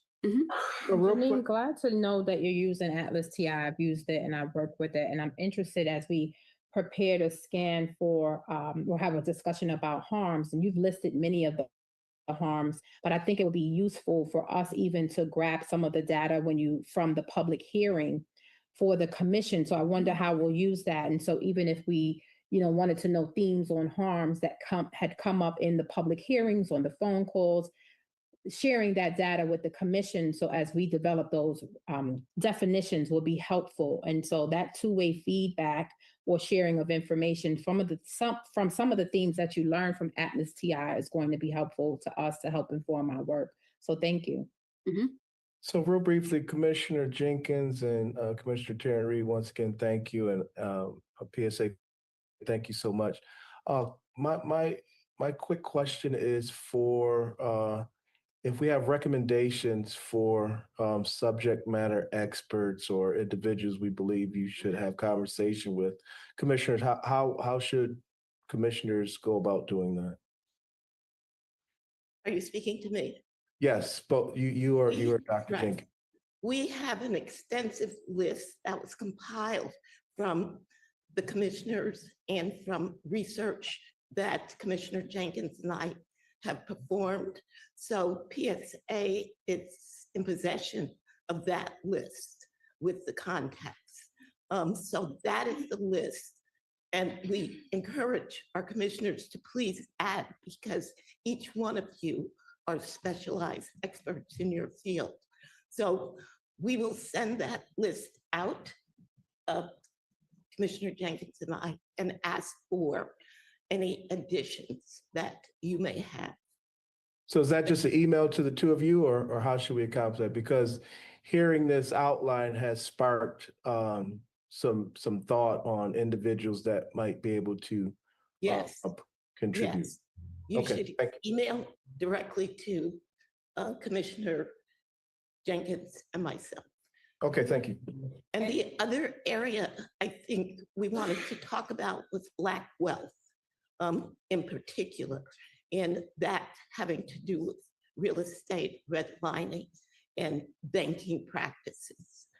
So put together in a package like that will really give us the ability to make the case for reparations in the absence of Black wealth.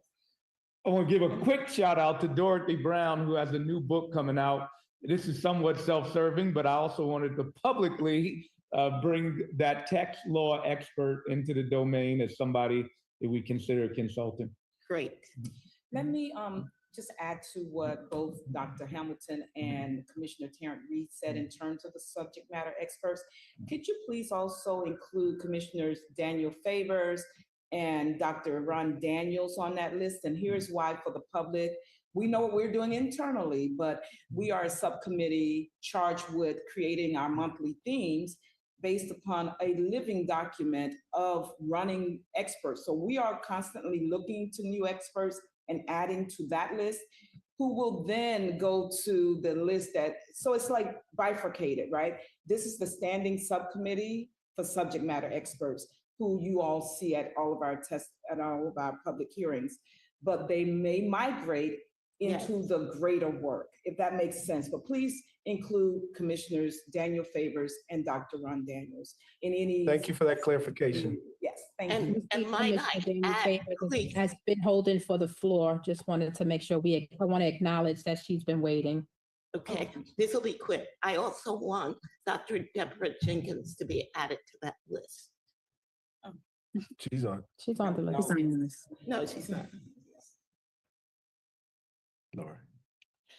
Commissioner Daniel Favors, the floor is yours. Thank you so much. And Commissioner Jenkins, thank you for the reframing with regards to the subject matter expert committee. I just wanted to also re-emphasize the need for intense focus on the covert and non-explicitly stated forms of racism and oppression that people of African descent experience, particularly in light of the fact that we are now in an environment where the administration has indicated a withdrawal from disparate impact legal analysis as it pertains to the impact of racism on Black people, yes, but anyone who would have a claim of this nature or any other form of discriminatory impact. And because of that, and because disparate impact is something that we in the legal community have relied upon extensively, and that is a tool no longer, if the administration has its way, that will no longer be as readily available. I think it is really important to have that be a part of not just this most current era, but even going back and looking in the historical records to seeing even prior to this current moment, what were some of those other unstated disparate impacts that our communities experience that may not have been contained within the body or the text of the law itself. I would also ask, just for the sake of the public, and thank you so much for this work. For those of us who are fans of history and appreciate reading through our experiences, I think that your draft report is very informative. But I would just ask if you could, for the sake of the public, because we want to make sure that the public is also crystal clear about how all of these disparate parts come together. Can you please explain how your report and the ultimate report that will go before the legislature, which will contain the recommendations, this review of the history and the recommendations and remedies that we as a commission have determined should be considered and voted upon. Can you please talk about how this report informs that part of the process so that the public is aware as to how these seemingly disparate parts come together in this final product? Yeah, we are going to work with Commissioners Terrence Reed, Commissioner Jenkins, when the new executive director comes on, to figure out how all these pieces do come together, the history, the policy analysis, the economic analysis. I know you're in the process of hiring economists, how all that comes together to create that final report that does make a compelling statement that the public can understand, and that will, and it's digestible, because we don't want to you want it to be complete, but you want people to actually read it and understand. So we'll work with Commissioner Terrence Reed, Commissioner Jenkins, the executive director, like how all this work comes together in one final report. If I may jump in, the commissioner's question and your response raises for me the kind of the chicken egg question, like what comes first? So it's like, is the history and the historical and is the historical analysis and the policy analysis going to inform our thinking and decisions about, we're going to talk in a few minutes about harm, about eligibility, or is it that you ask and answer the question first with respect to eligibility and harm, and then you further, develop your policy and historical research and analysis? Do you get where I'm going? It's like, what is the question that we're answering? So are we answering it to get to a question about eligibility, or have we made a determination about eligibility, which then helps us to appreciate what are the policies and laws that we need to further explore with the history? How do we do that? And so Commissioner Jones Austin, you'll see in the next section, I said that we needed some research questions to guide our work. And so what are the research questions that we want to develop to guide the work so that we can establish a pathway? And I think that that's why you're asking that question, which is coming first, right? Because we haven't established what will be our research questions. And so my hope is that we'll have that conversation at the next stage, but I certainly will lean to Janine and Ayana if they want to answer that in any way. But that's what I believe that we needed to have some This research. is like foundational. Yes, absolutely. Like a solid foundation that then informs our thinking and then allows for us to go back and delve into, I don't want to say more deeply, but into areas. Right. And also for the commission to come up with recommendations for the legislature. Okay. That is not the role of PSA. And really, with the bifurcated reports, from my perspective, the reports are going to be combined and the data is going to drive the case for reparations. So at every step of the way, the economics and the lack of wealth and the harm that we as African Americans in New York State have experienced as a result of the institution of slavery, that has to be quantified. And Derek Hamilton is going to do that for us. But I mean, you understand where this is going. There has to be a formula that's going to, and so the other thing is, you know, we also have to figure out who is eligible for reparations. And that is going to be based on the law that the legislature, New York State legislature passed, because the eligibility requirements are in that law, which you can read on the website, the reparations. And just because Commissioner Tarrant Reed inserted the word law, I don't want us to forget that we have a brand spanking new general counsel who should also be centered in the report writing, and especially as it relates to leading us to the question that Commissioner Jones Austin just asked us, asked of you, as a matter of fact. She's here, utilize her. Am I speaking? Okay. So we just want to make sure that in all of our walk towards getting this ultimately to the governor and the legislators, her work, her knowledge and expertise is also centered in it all, if that makes sense to everyone. We certainly imagine that at future meetings, all of our consultants, vendors will be here, and these conversations will be much deeper as we get into the body of work that we're preparing, but sharing the other bodies of work with our vendors, like our general counsel and others that are coming on board. So again, we thank you for the great work that you've been doing. We look forward to future presentations. We hope you stay on because we have some questions, a discussion about harms and what is going to be, how do we get to our guiding research questions so that we can begin to answer. So we hope you stay with us. Any other questions, commissioners, before we end this section? Yes, let's give them a round of applause. Thank you. So thank you. Thank you. So next I want to go to just a quick update for the commissioners on our hiring updates. I heard someone allude to the executive director, and as a quick update, we have identified the executive director. As you know, we partner with OGS, the Office of General Services, to help us with the commission with this procurement policy and processes.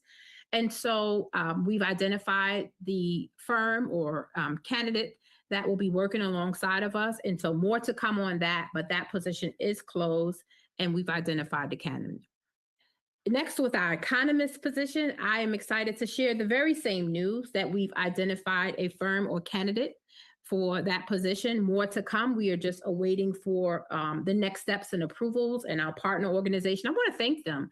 OGS has been an incredible partner to the commission in helping us to guide our work. And we meet with them regularly to continue to advance our logistical work forward. So thank you to that team there. And then lastly, more good news. We've identified a candidate or firm for the education coordinator. So thank you. And we expect to have more information. I want to thank all of the commissioners, because most don't know that we are volunteers. And I have to say that because we've heard several statements that we were being paid. None of us are being paid for this work. And I want to thank you, commissioners, for this great work that you're doing, because we behind the scenes are interviewing these candidates, and this is a lot of work.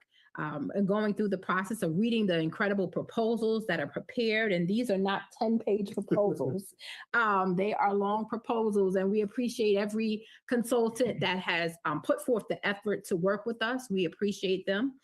But we've made our selections. And so thank you, commissioners, for your behind the scene work to get these incredible, brilliant minds to partner with the commission. So I want to give you all a round of applause for your volunteer efforts. And I'm going to keep saying that so everyone is clear that this is our service to the great state of New York, but also to our ancestors and to New Yorkers that want to support these next steps. So thank you. Next, I will go to new business. And on new business, we have a discussion on the working definition of harm and the research questions. 2 upcoming public hearings. So I think I'm going to go backwards and do that first. The upcoming, that'll be easier. We have a public hearing on January 17th in Binghamton, New York. We will be in the southern tier. If you all notice that we are trying on January 17th. I'm going to give the floor to Commissioner Jenkins, because she will be leading that effort. And if she wants to say anything more about the hearing on January 17th in Binghamton, New York, and I know we'll be at the Legion there.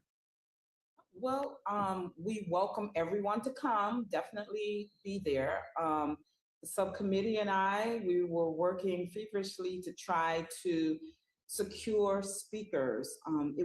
This has been the most difficult one to book speakers for, because what we did is we went backwards trying to restore some of the experts that we'd had in the past. And then we received possible names from our elected official in that area, and they weren't all available.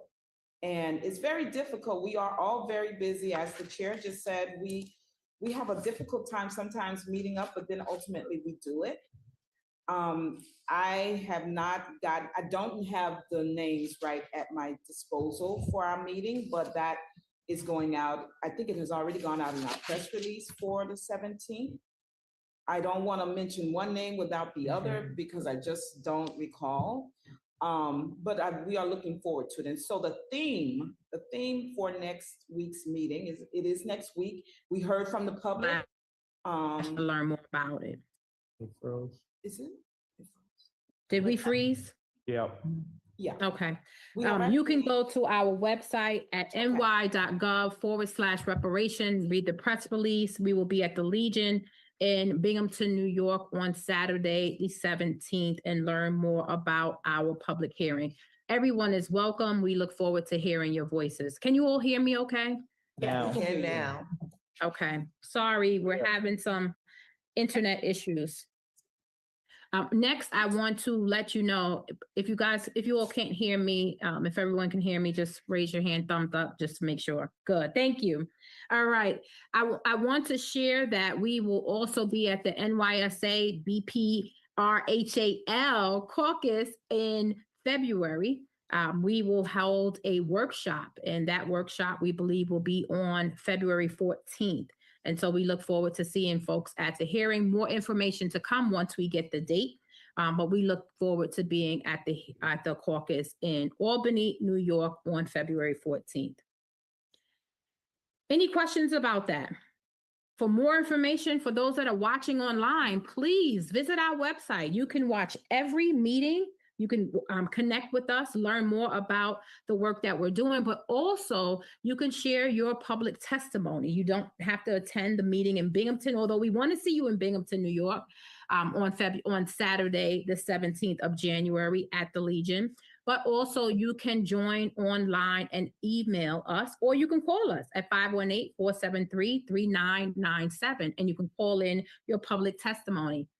Again, the website is ny.gov/reparations. I want to pause, and so we can make room for our discussion on defining the harm and our research questions. Any questions before we go forward? Okay, with no questions, I want to thank Commissioner Jones-Austin. We were in an executive committee meeting, and we lifted the conversation on, we've defined reparations. We have a working definition for reparations, which includes, in the definition, we mention harm. And we mention harms and we talk about the harms, but we have not identified the harms. And in the conversation that we just learned with PSA mentioned our policy studies associates. They mentioned many harms. They mentioned economic harms, housing harms, political harms, health harms. Many harms were mentioned. And so we, Jennifer Jones-Austin, Commissioner Jones-Austin lifted that we should, as a commission, begin to identify and have some listing or working definition of harms. And so here we're opening this discussion for that. One of the things that I heard is that from PSA could probably do some work in Atlas TI and do some scanning for themes of harms and provide us a list too. But I want us to begin to have some conversations on drafting a working definition for harms. So I will open the floor for conversation and yield to Commissioner Jones-Austin for this conversation. So thank you, Chair. I will simply add that as we talked about this, we found ourselves, raising questions about when we think about reparations and reparations for harm, to address harms or redress harms. Are we talking economic harms? Are we talking psychological, emotional, mental harms? Are we talking educational harms? Are we talking environmental harms? But the importance of, as we think about the reparative work to be done, making sure that we're beginning to define what we mean, because we could find ourselves producing a report with a set of recommendations that centers simply on economic without doing any work around, say, cultural harm or community harm. Physical harm. We might find ourselves doing work around economic reparative work, but not environmental injustice. And so the importance of us as a body beginning to define, not necessarily definitively at this point or decisively, but what we're thinking. A working draft, just like we've done for reparations. That then is informed, as you said, Chair, by the research. Yes. And I think that's a very good point that you bring up. And so I think I've been at pretty much every public hearing and listening to the testimony and the suggestions of individuals. And I think it has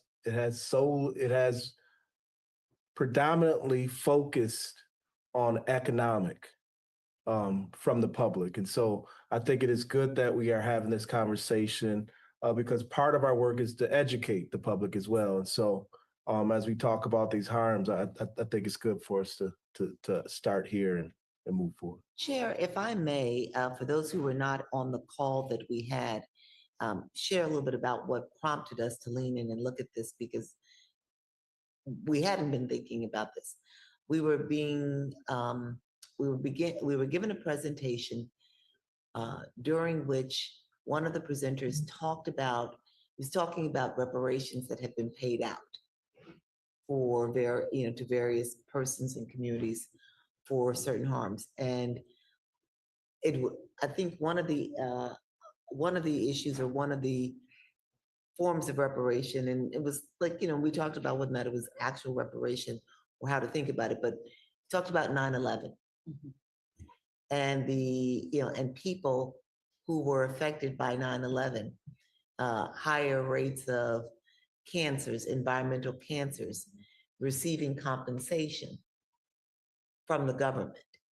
And so then that led us to thinking about, well, we do know that in America, as we were alluding to earlier, there have been environmental injustices, exacted upon people of African descent.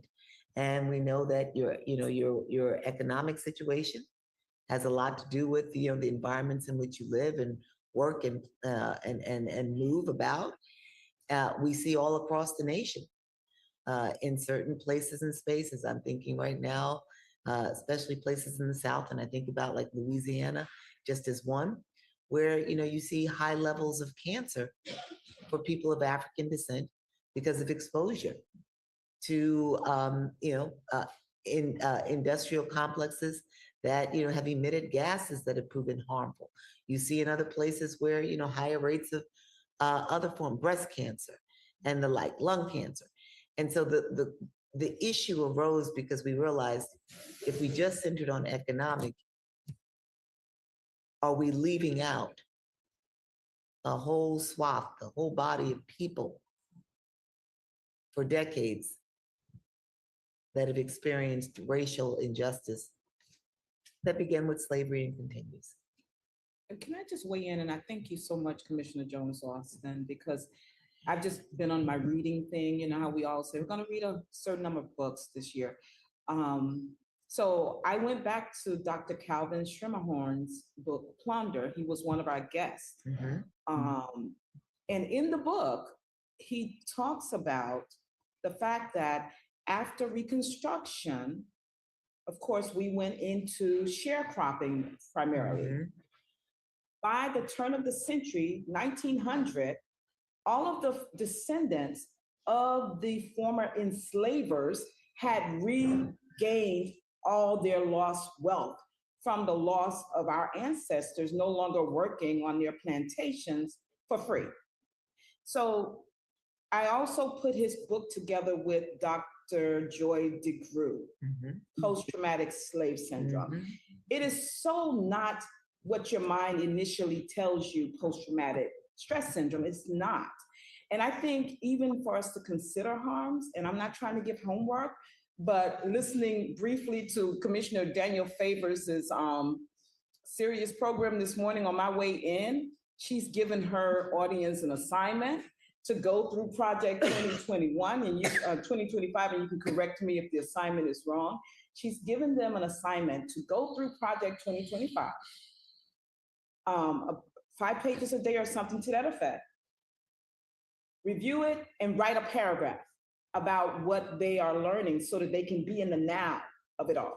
I feel that we should do something similar with post-traumatic slave syndrome so that we can actually codify what harms really mean, considering all the things that Commissioner Jones Austin just said. And there might be some categories that she may not have included, but there are so many more than just economic harms. And we really need to get our community to understand it's not about write the check only.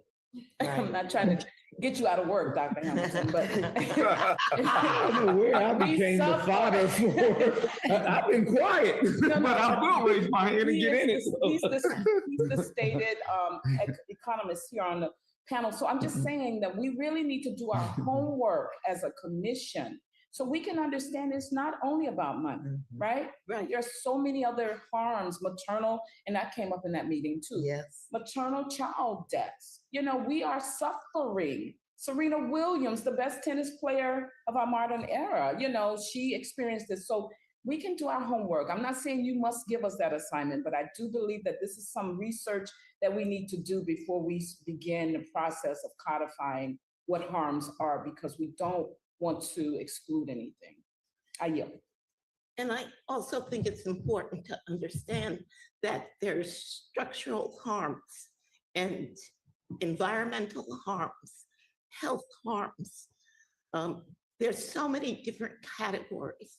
So I would like the idea of an assignment so we can do our, due diligence. And I think that's an incredibly important, definition that we should become comfortable with. So I See think that two commissioners have their hands up. Thank you, Commissioner Tarrant Reed. But I wanted to know from PSA, how soon could they give us maybe a scan of theme for harms to inform our research, as well as we're giving ourselves homework assignments. At least that will help us understand the many types of harms that are coming up in the themes that we're hearing in the public hearings, and in the testimony that's been provided online. So let me just make room for you all to bring the two researchers back up. And then I see Commissioner Daniel Favors. Uh-oh.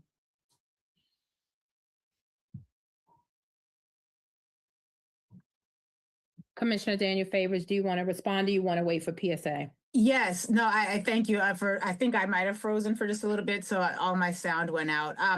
Thank you so much. And Commissioner Jenkins, I had to chuckle a little bit. I'm glad the assignment is taking foot. It was actually to read 3 and write 1, because I know as Americans, literacy is something that many of us struggle with, but 3 pages of anything at this point, but preferably a book. Project 2025 is also a very important reading, but I do thank you so much for referencing that.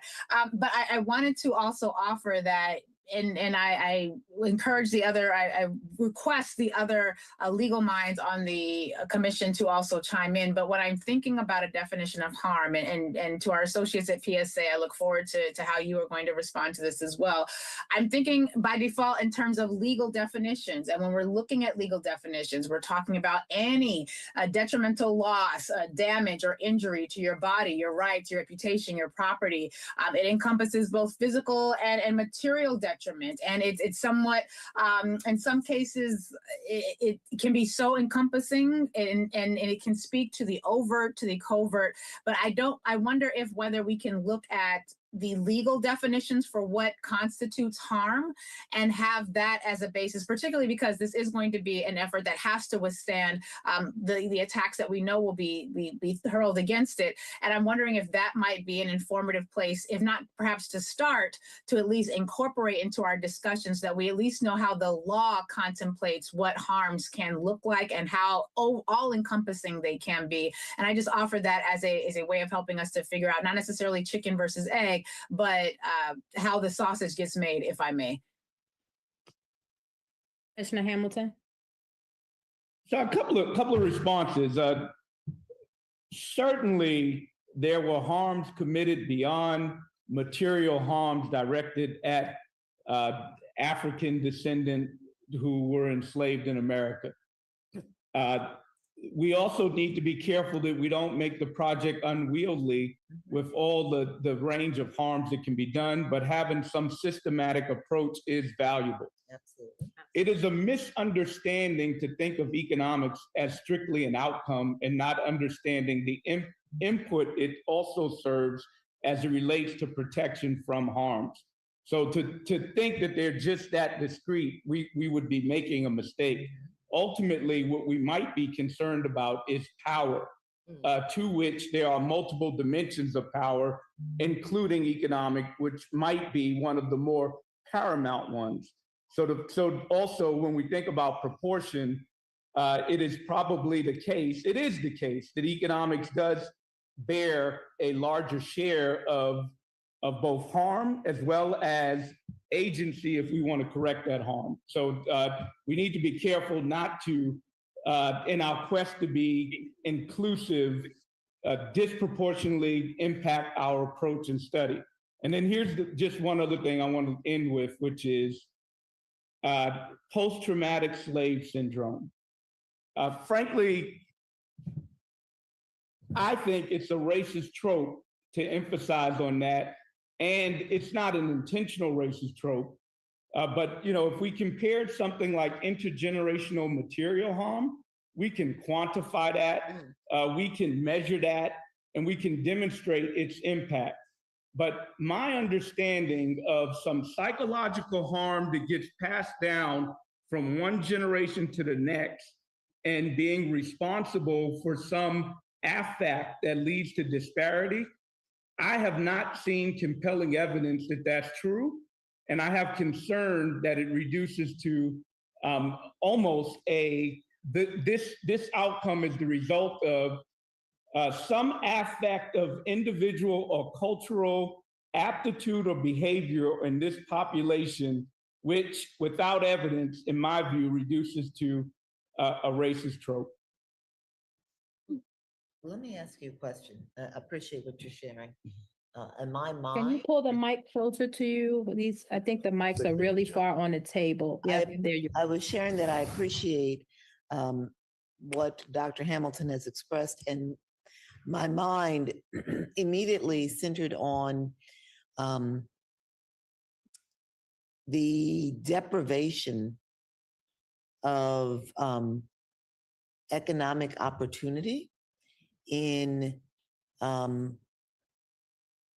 densely populated communities of people of African descent, like the lack of capital, economic opportunity, business, industry, and through a social science lens and frame, how that, research has shown how that has impacted the thinking of people about what is possible, like the withholding of resources within a community, and the ability to then build within the community, not just from an economic resource availability, but the mindset of what is possible. I'm just sharing that with you. And I give two quick responses. One, you've stated the harm directly to begin with, which is the lack of economic opportunity. And then two, you have to come up with an intergenerational mechanism of how the psychological trauma of one generation is passed down to another generation. And that mechanism has not been established. So I appreciate the point that you're making. What I am doing in this moment is just essentially surfacing what, when people talk about this, what they're thinking, like I don't want to go too far with this, but the reason that in America and in Europe, like the construct of, quote, the ghetto, to keep people in a marginal state and to somehow affect the psyche. Now, yes, it may not be, like, research does not bear it out, and you can't necessarily substantiate it with quantitative, like findings and what have you, but there is a harm that has attended our people. It's called the ghetto. Right? You've stated it, right? I think we may be saying the same thing in some respects, but what I'm actually just trying to speak to is there is something here. Now, we may not be able to do anything with it, and we may have to look at the core economic deprivation as the harm. But I'm just saying, like, when we talk about trauma is real, you may not be able to always quantify it. And to be clear, we're not having a conversation about whether there's trauma and that's a harm. That's not the debate. I'm just saying we may not be able to quantify it. I'm just saying that I think that what she was speaking to is that it does exist, even though we may not be able to put a number on it. And that's a part of the research that Janine was talking about in terms of the interviews with the ones who've given public testimony. It may not be something that's qualitatively quantified, but it's as pivotal to the entire process that we are engaged in, to hear from the public, to know what they feel. We've had some incredible testimonies that spans centuries. The last one I recall was a man who could trace his lineage back to the 1700s, and now where he is today. That is not something that you can say doesn't matter here. And just an end note, because I know we need to make space for Janine and Ayanna to come back. I need you all who are listening to this to understand that on this commission, at least from my perspective, we are not discounting the great work that sociologist Dr. Joy DeGroot has done for many, many years to bring us to a point where we understand why we feel the way we do When we go into a doctor's office and we are not served as others may be served. So while I cannot put a dollar amount on that, and actually I can, because we take off from work to go to doctor's appointments and have to sit there while others are served before us. And that is intergenerationally able to be quantified, because if I miss a day from work, it's going to commence an economic downfall for me and my family. So not being an economist, I do understand loss and how we can quantify it economically with all of these different areas that Commissioner Jones-Austin asked us to consider with the definition that we will eventually get to. And I am definitely leaving room for you legal experts, because as you said, Commissioner Daniel Favors, it's important that it's not just couched in the emotions of it all, but that it will have an ability to stand up legally. And I think ultimately that's what we're all about, right? Because our reports are due to the governor and the legislators. And if we're going in there with our tears, they don't have to consider that. But from a legal perspective, they must. And I do. So clarifying, again, terms, post-traumatic slave syndrome is, to my understanding, a harm, a trauma that took place in the past, that trauma is passed down across generation, and it's not clear how. Is it hereditary? There's the epigenetic literature that tries to make some claim towards some biological transmission. Is it cultural, that the attitudes, norms of a family that experienced some trauma pass down some behavioral norms from one generation to the next? That is exemplified today. What we're not debating, or at least not from my perspective, is whether Black people today still experience disparate treatment when they go to the doctor, a disparate context of social animus when they go through life. Just to be clear, what I find, especially without evidence that I've seen that's compelling, frankly, a racist trope, because it puts the inequities, the onus of inequality on individuals and families, is this notion of heredity, of either some genetic anomaly or some cultural anomaly that goes down across generations, whether it was stimulated by some harm in the past or otherwise.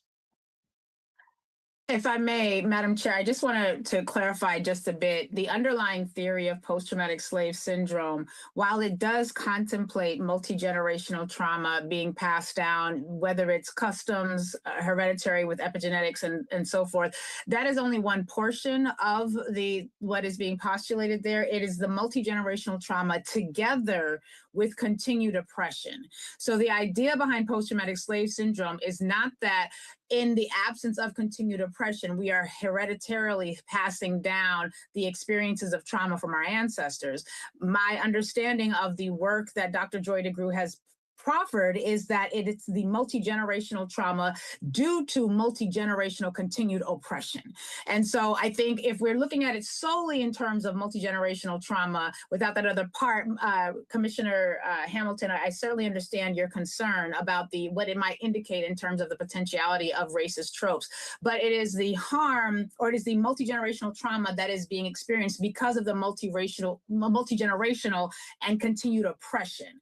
And so when we put those things together, and it also contemplates the absence of an opportunity to heal or to assess other benefits available to the broader society. And those things together are what lead to post-traumatic slave syndrome. So it's not solely, and I'm not suggesting that you were saying that it was, but I just for the record want to be clear, it is not solely the idea of multi-generational trauma. It is multi-generational trauma caused by and perpetuated by multi-generational oppression, which together with the absence of opportunity to heal and take advantage of the benefits of society, which lead to post-traumatic slave syndrome. Thank you. And I want to just highlight that part of our work is looking at the present day harms. And so it sounds like it's in correlation with that. Any more that we want to add to that? Because I want to make room for our researchers to add to that. So researchers are on, Ayana and Dr. Janine, if you all would add to the conversation as we prepare to wrap up. Yeah, I think, we're gonna, obviously we're focused on harms. I think we're gonna follow your lead on which harms, like Dr. Hamilton mentioned, that we don't want to be overly broad, but really kind of focus on what the commission has identified as harms of a focus, so to say. I don't know what the correct term is, but what you're really focused on in your work as commissioners, and we'll follow your lead. We were definitely gonna, harms was already part of our analysis, I know, especially for Ayana, in terms of the disparate harms and things from laws and policies, but we'll be including that in our work for sure. We'll work with you around getting access to the public education, the public hearing testimony. We need to get those data from you. That's something we need to get anyway. And as we're working through the analysis, we'll work with Dr. Jenkins and Ms. Tarrant Reed around how we're going to analyze that and that those harms data. I just want to add that all the public hearings, so the transcripts and the video are on our website at ny.gov/reparations. So those that are watching in the community, they can access that. They can hear about the harms that community members had spoke of.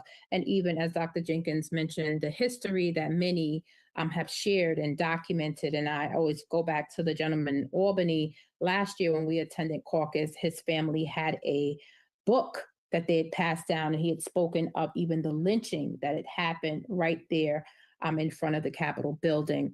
And so I think that is going to be important to capture that data as soon as possible. Let me pause and make sure that there are no other comments that we want to add. I don't have anything on that to do this. Okay. So anything else regarding harms before we go to other new business? Well, I want to thank you all for PSA. We'll give you an opportunity to exit if you choose. I know we're running a few minutes late, but want to make room for other business. Obviously, we'll have to get to our research questions that are going to guide our work.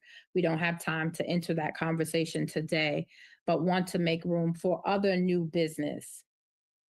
So I do have a question, and this relates to our communications and outreach. So I'm still coming across individuals in my travels that are not aware that that our work exists and our commission exists. And so it was interesting, even in some of our interviews of individuals wanting to contract with the commission. They hadn't heard of our work until the RFP came across their desk. And so I'm wondering, from a communications and education and outreach standpoint, what are we really looking, what methods are we really looking to utilize outside of just letting the public know when we have a public hearing or when we have a business meeting? Are we looking at, I'll say, billboards, for lack of a better term, to really let the larger public and make them aware of that we're in existence and how they can connect with us and how they can be a part of this? Well, I'm going to ask Commissioner Tarrant Reed to add to that. We partner with Words Warriors. They are our communications team, and we've had an effort to, one, get additional advertisements. We've been following traditional Black newspapers. We regularly advertise in Amsterdam. We just had a feature in the Buffalo Criterion. I did some radio for the commission this morning. We still have work to do. New York State is a huge state. And so we have some opportunity, but there is a regular meeting that Commissioner Tarrant Reed has with the team, and I'll ask her to speak to that and the work that they're doing.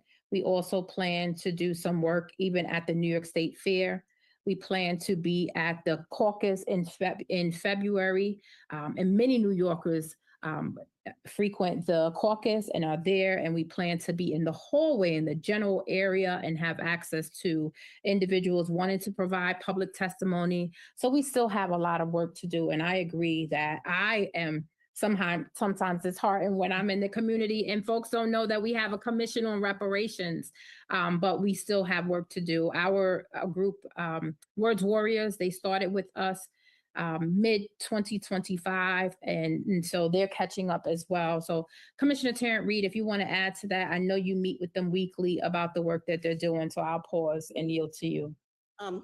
Correct. A lot of the feedback we get is that the work that we are doing as a commission is not publicized. We have been pushing to increase the coverage. Our chair was interviewed on, was it Utica TV station? So that particular interview is going up on social media. We have a LinkedIn page, we have a Facebook page, and we have an Instagram page. And those pages are populated for, for every meeting. Plus, we have the reparations website where all of the information is. We're continuing to push out interviews. My suggestion to the communications team is to really benefit from all of the incredible commissioners we have so that we can get to know them and also to hear about some of their expertise and how it relates to the work that we're doing. The communications team is currently working on a newsletter that is going to be distributed to a very large database that they have amassed, not only just to media companies, but also to institutions in the communities throughout the state of New York.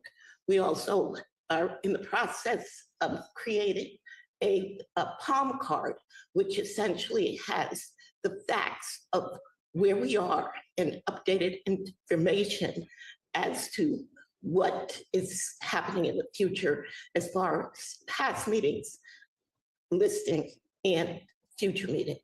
And that palm card should be available at every public hearing and business meeting we have, so attendees can take that information with them.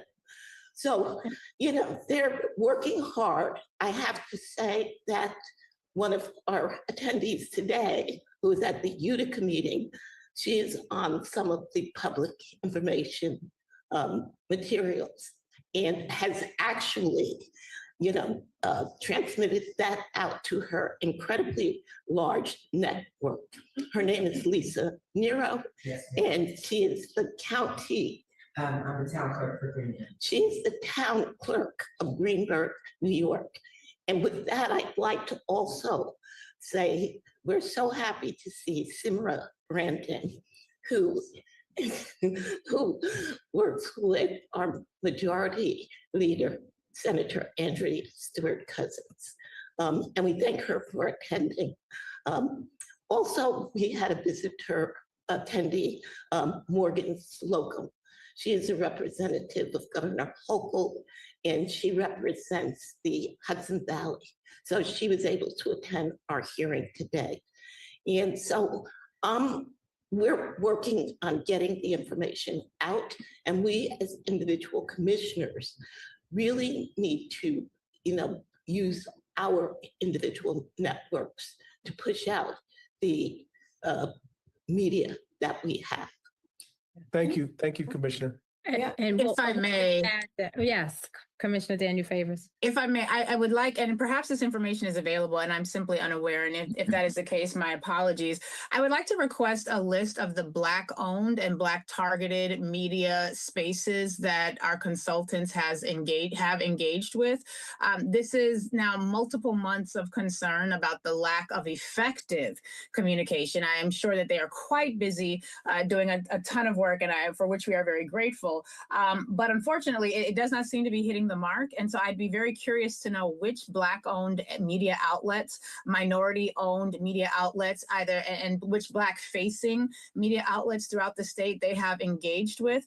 But I think it is wholly appropriate to ask that commissioners also do the work of helping to amplify the body of that that responsibility is not upon the commissioners. And it would seem, this is a very well organized outfit. They've got an Iraqi country manager. They've got a Kurdistan project manager, a Syrian country manager. I don't know who is the American or the New York State manager, but I feel as though we are too far into this process to still have this much challenge with locking in effective communication. So again, if this information is available and I'm simply unaware, my apologies, but I would like to request a list of all of the outlets that they have engaged with that are specifically tied to the demographic with which we are the most concerned. It seems untenable to me, again, going back to what happened in Brooklyn, that we had a room in Brooklyn, New York, on a hearing focused on housing that was at best half full. And so I understand, I get it. And you all may recall that I had raised questions about this because I could not understand why the flyers were not out, why there was not a more amplification of the work. Up until the day of the hearing, we did not have flyers posted on social media. The flyers that were ultimately shared and available, which I had been informed had been worked on for at least 3 weeks, misspelled the name of the commission. So I personally am wholly unsatisfied with the level of outreach that's happened this far. So I would like to request, and if that information is available, I would like to request the most up-to-date version of that so it can be shared at the next business meeting and discussed. I'm sorry? Oh, no, that's a side combo. You're good. Oh, y'all can't be having sidebar conversations on the mic. Turn off the mic. Okay. So what I'll do is I'll ask the group Words Warriors to provide a small group presentation to us on the work that they've been doing, so that we can, and they can even come to the next business meeting so that we can get some feedback on the work that they're doing. I think that's the best way to resolve it and get feedback. And I'll make sure that Commissioner Tarrant Reed continues to share that. So thank you. Can I just add something to that, Chair? Just a suggestion to you. Well, just one thing, the data is on SharePoint. I'm not sure you can access it, but I certainly can send it to you. Okay. All of the information, all of the materials that they produce is on SharePoint. As well as distributed and uploaded to social media.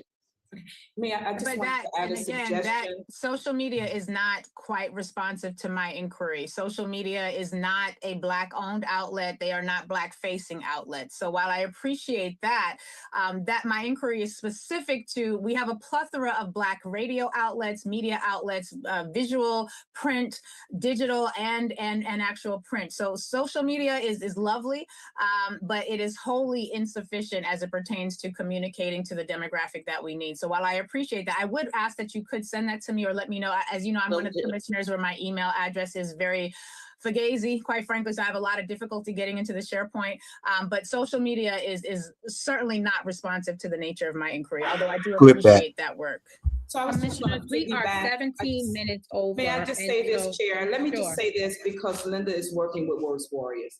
I would love to see them shift their focus from social media to street evangelism. Get those palm cards that are nice at the back of the room out to the community. You know, they really need to shift. And I think we've become a little lazy in general, hiding behind social media to do the most of our work. So we did get feedback in Brooklyn from some of our attendees on different sites, especially that are targeting younger audiences. And so we'll have to have some of those conversations. So we thank you, Commissioner Tarrant Reed, for liaisoning with Words Warriors, and we expect to see some updates in the coming weeks. So Commissioner Tarrant Reed, I will volunteer to work with you and be a part of your, so, all right. Thank you, Commissioner. We work pretty well together. Thank you, Commissioner Hoax. We're grateful to you all. I want to remind everybody, we will be in Binghamton, New York on January 17th, and we hope you will join us in Binghamton, New York. That meeting will be chaired by our Vice Chair, Commissioner Jenkins. She's coming to Binghamton. Is that your first time going to Binghamton? It's my second time. Your second time, yes. And we hope you all have good weather. But either way, the show will go on. We will be there on the 17th. If you can't make it, you can stream in. You can visit our website at ny.gov yonkers.org/reparations. I want to thank you all for participating. We want to thank our policy experts and research historians, PSA. Tremendous work, and we are grateful. And yes, let's give them a round of applause. I want to acknowledge really quickly before we go that we're in 2 locations. And so our Yonkers location, we are at the Philipse Manor State Historic Site. And I see that there are many guests there, and glad to see some repeat guests here in Rochester. We have the Rock Community Table with us. Let's hear the Rock Community Table. So we know they're in the room. So we're happy. Hopefully, Jim can do a scan of the room, but we have the Rock Community Table here attending the meeting, and we thank all of the community members that have joined via Zoom or online streaming. We ask that you join our efforts and share the work of the commission, share the website work, ny.gov/reparations. This is a business meeting, so there is no public comment, but we look forward to you all making your public comment on January 17th in Binghamton, New York. With that said, I would like to call this meeting adjourned. All right. And so thank you, everyone. Yes. We have to make a motion. Not to adjourn. Not to adjourn. Okay. Not to adjourn. Thank you. Thank you all. Thank you. All right. Thank you.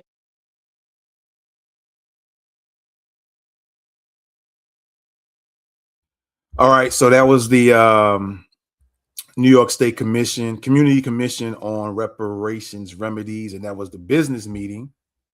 All right, let me just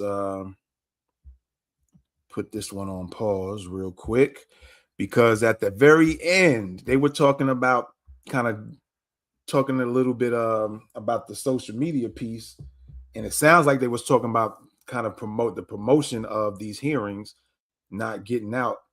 That's the way I took it. If I'm wrong, feel free to put it in the comments real quick, and we'll put it on the screen. But yeah, but I kind of beg to differ a little bit, because a lot of this got started per se, or was heightened even more because of social media. And they mentioned younger people, but it seems like younger people are more on social media than being in the street, if you will. And nothing wrong with going in the streets as well. I say put all of that together. Gather your brochures or your pamphlets, go out and with the street teams, as well as having your social media teams, because you can't just go look past social media and kind of downplay social media, because the reason why a lot of stuff is being talked about, even in mainstream or the lamestream media, is because of social media. And yeah, the lady mentioned something about, it was not owned by anybody Black, although I guess fan base is, but there was some issues with Mr. Isaac Hayes Jr., or the third or the second or whoever, which one he is, hiring people outside. Maybe he has hired some Black Americans, but also hired Middle Easterns or somebody else. So that's another thing in itself. So can't downplay social media.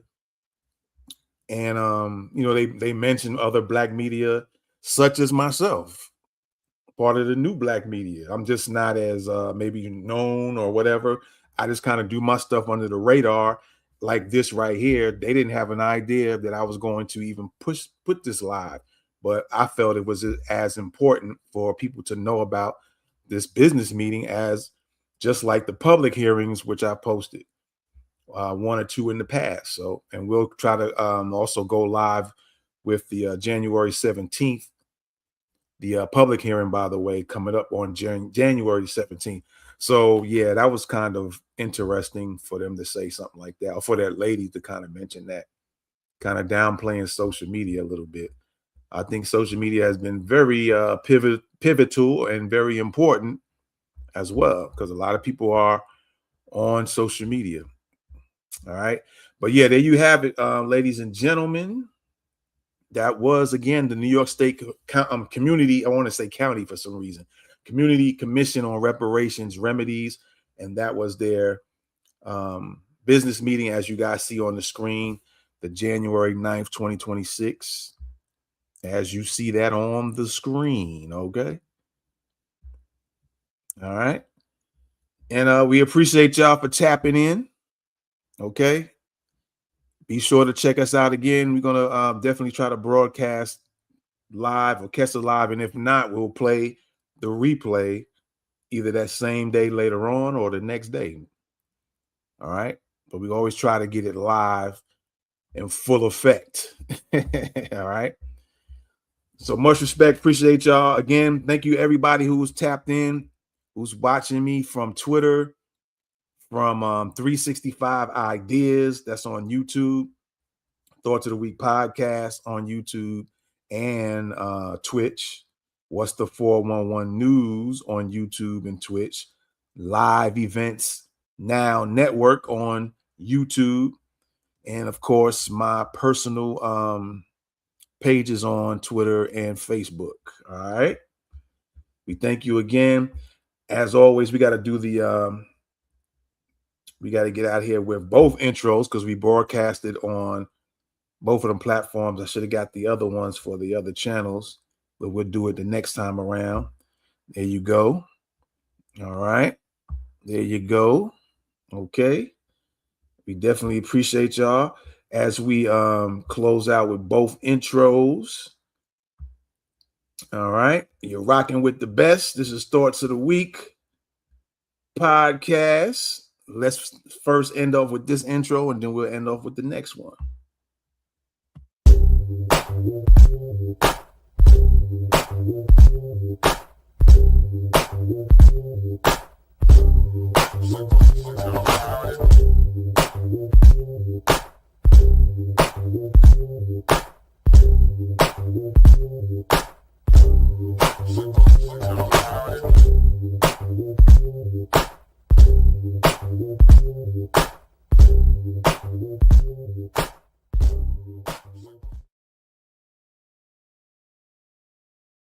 Appreciate y'all.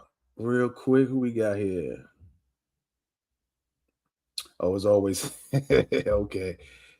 Yeah, much respect, man. I would put that on there, but that's not for this particular broadcast. So, but I appreciate you trying to promote your stuff. Maybe on another live, we'll do that for you. All right. And of course, once again, we appreciate y'all.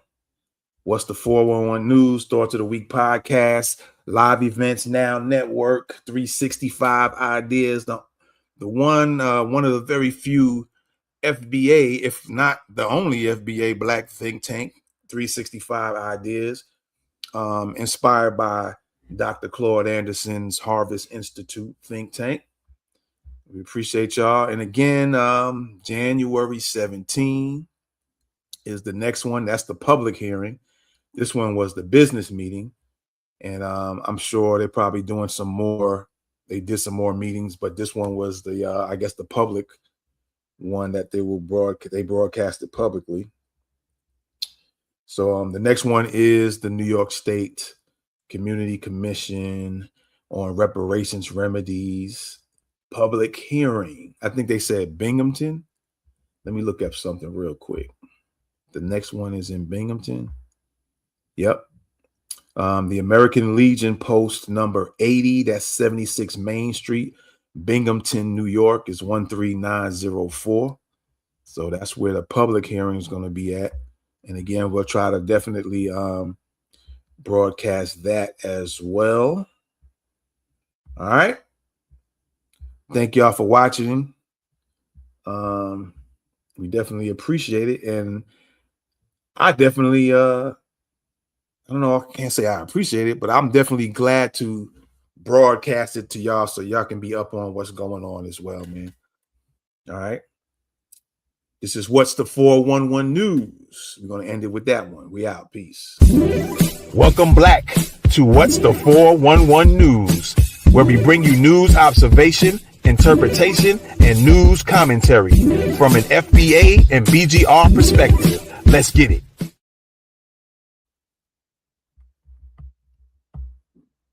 All right. Thank y'all. We out.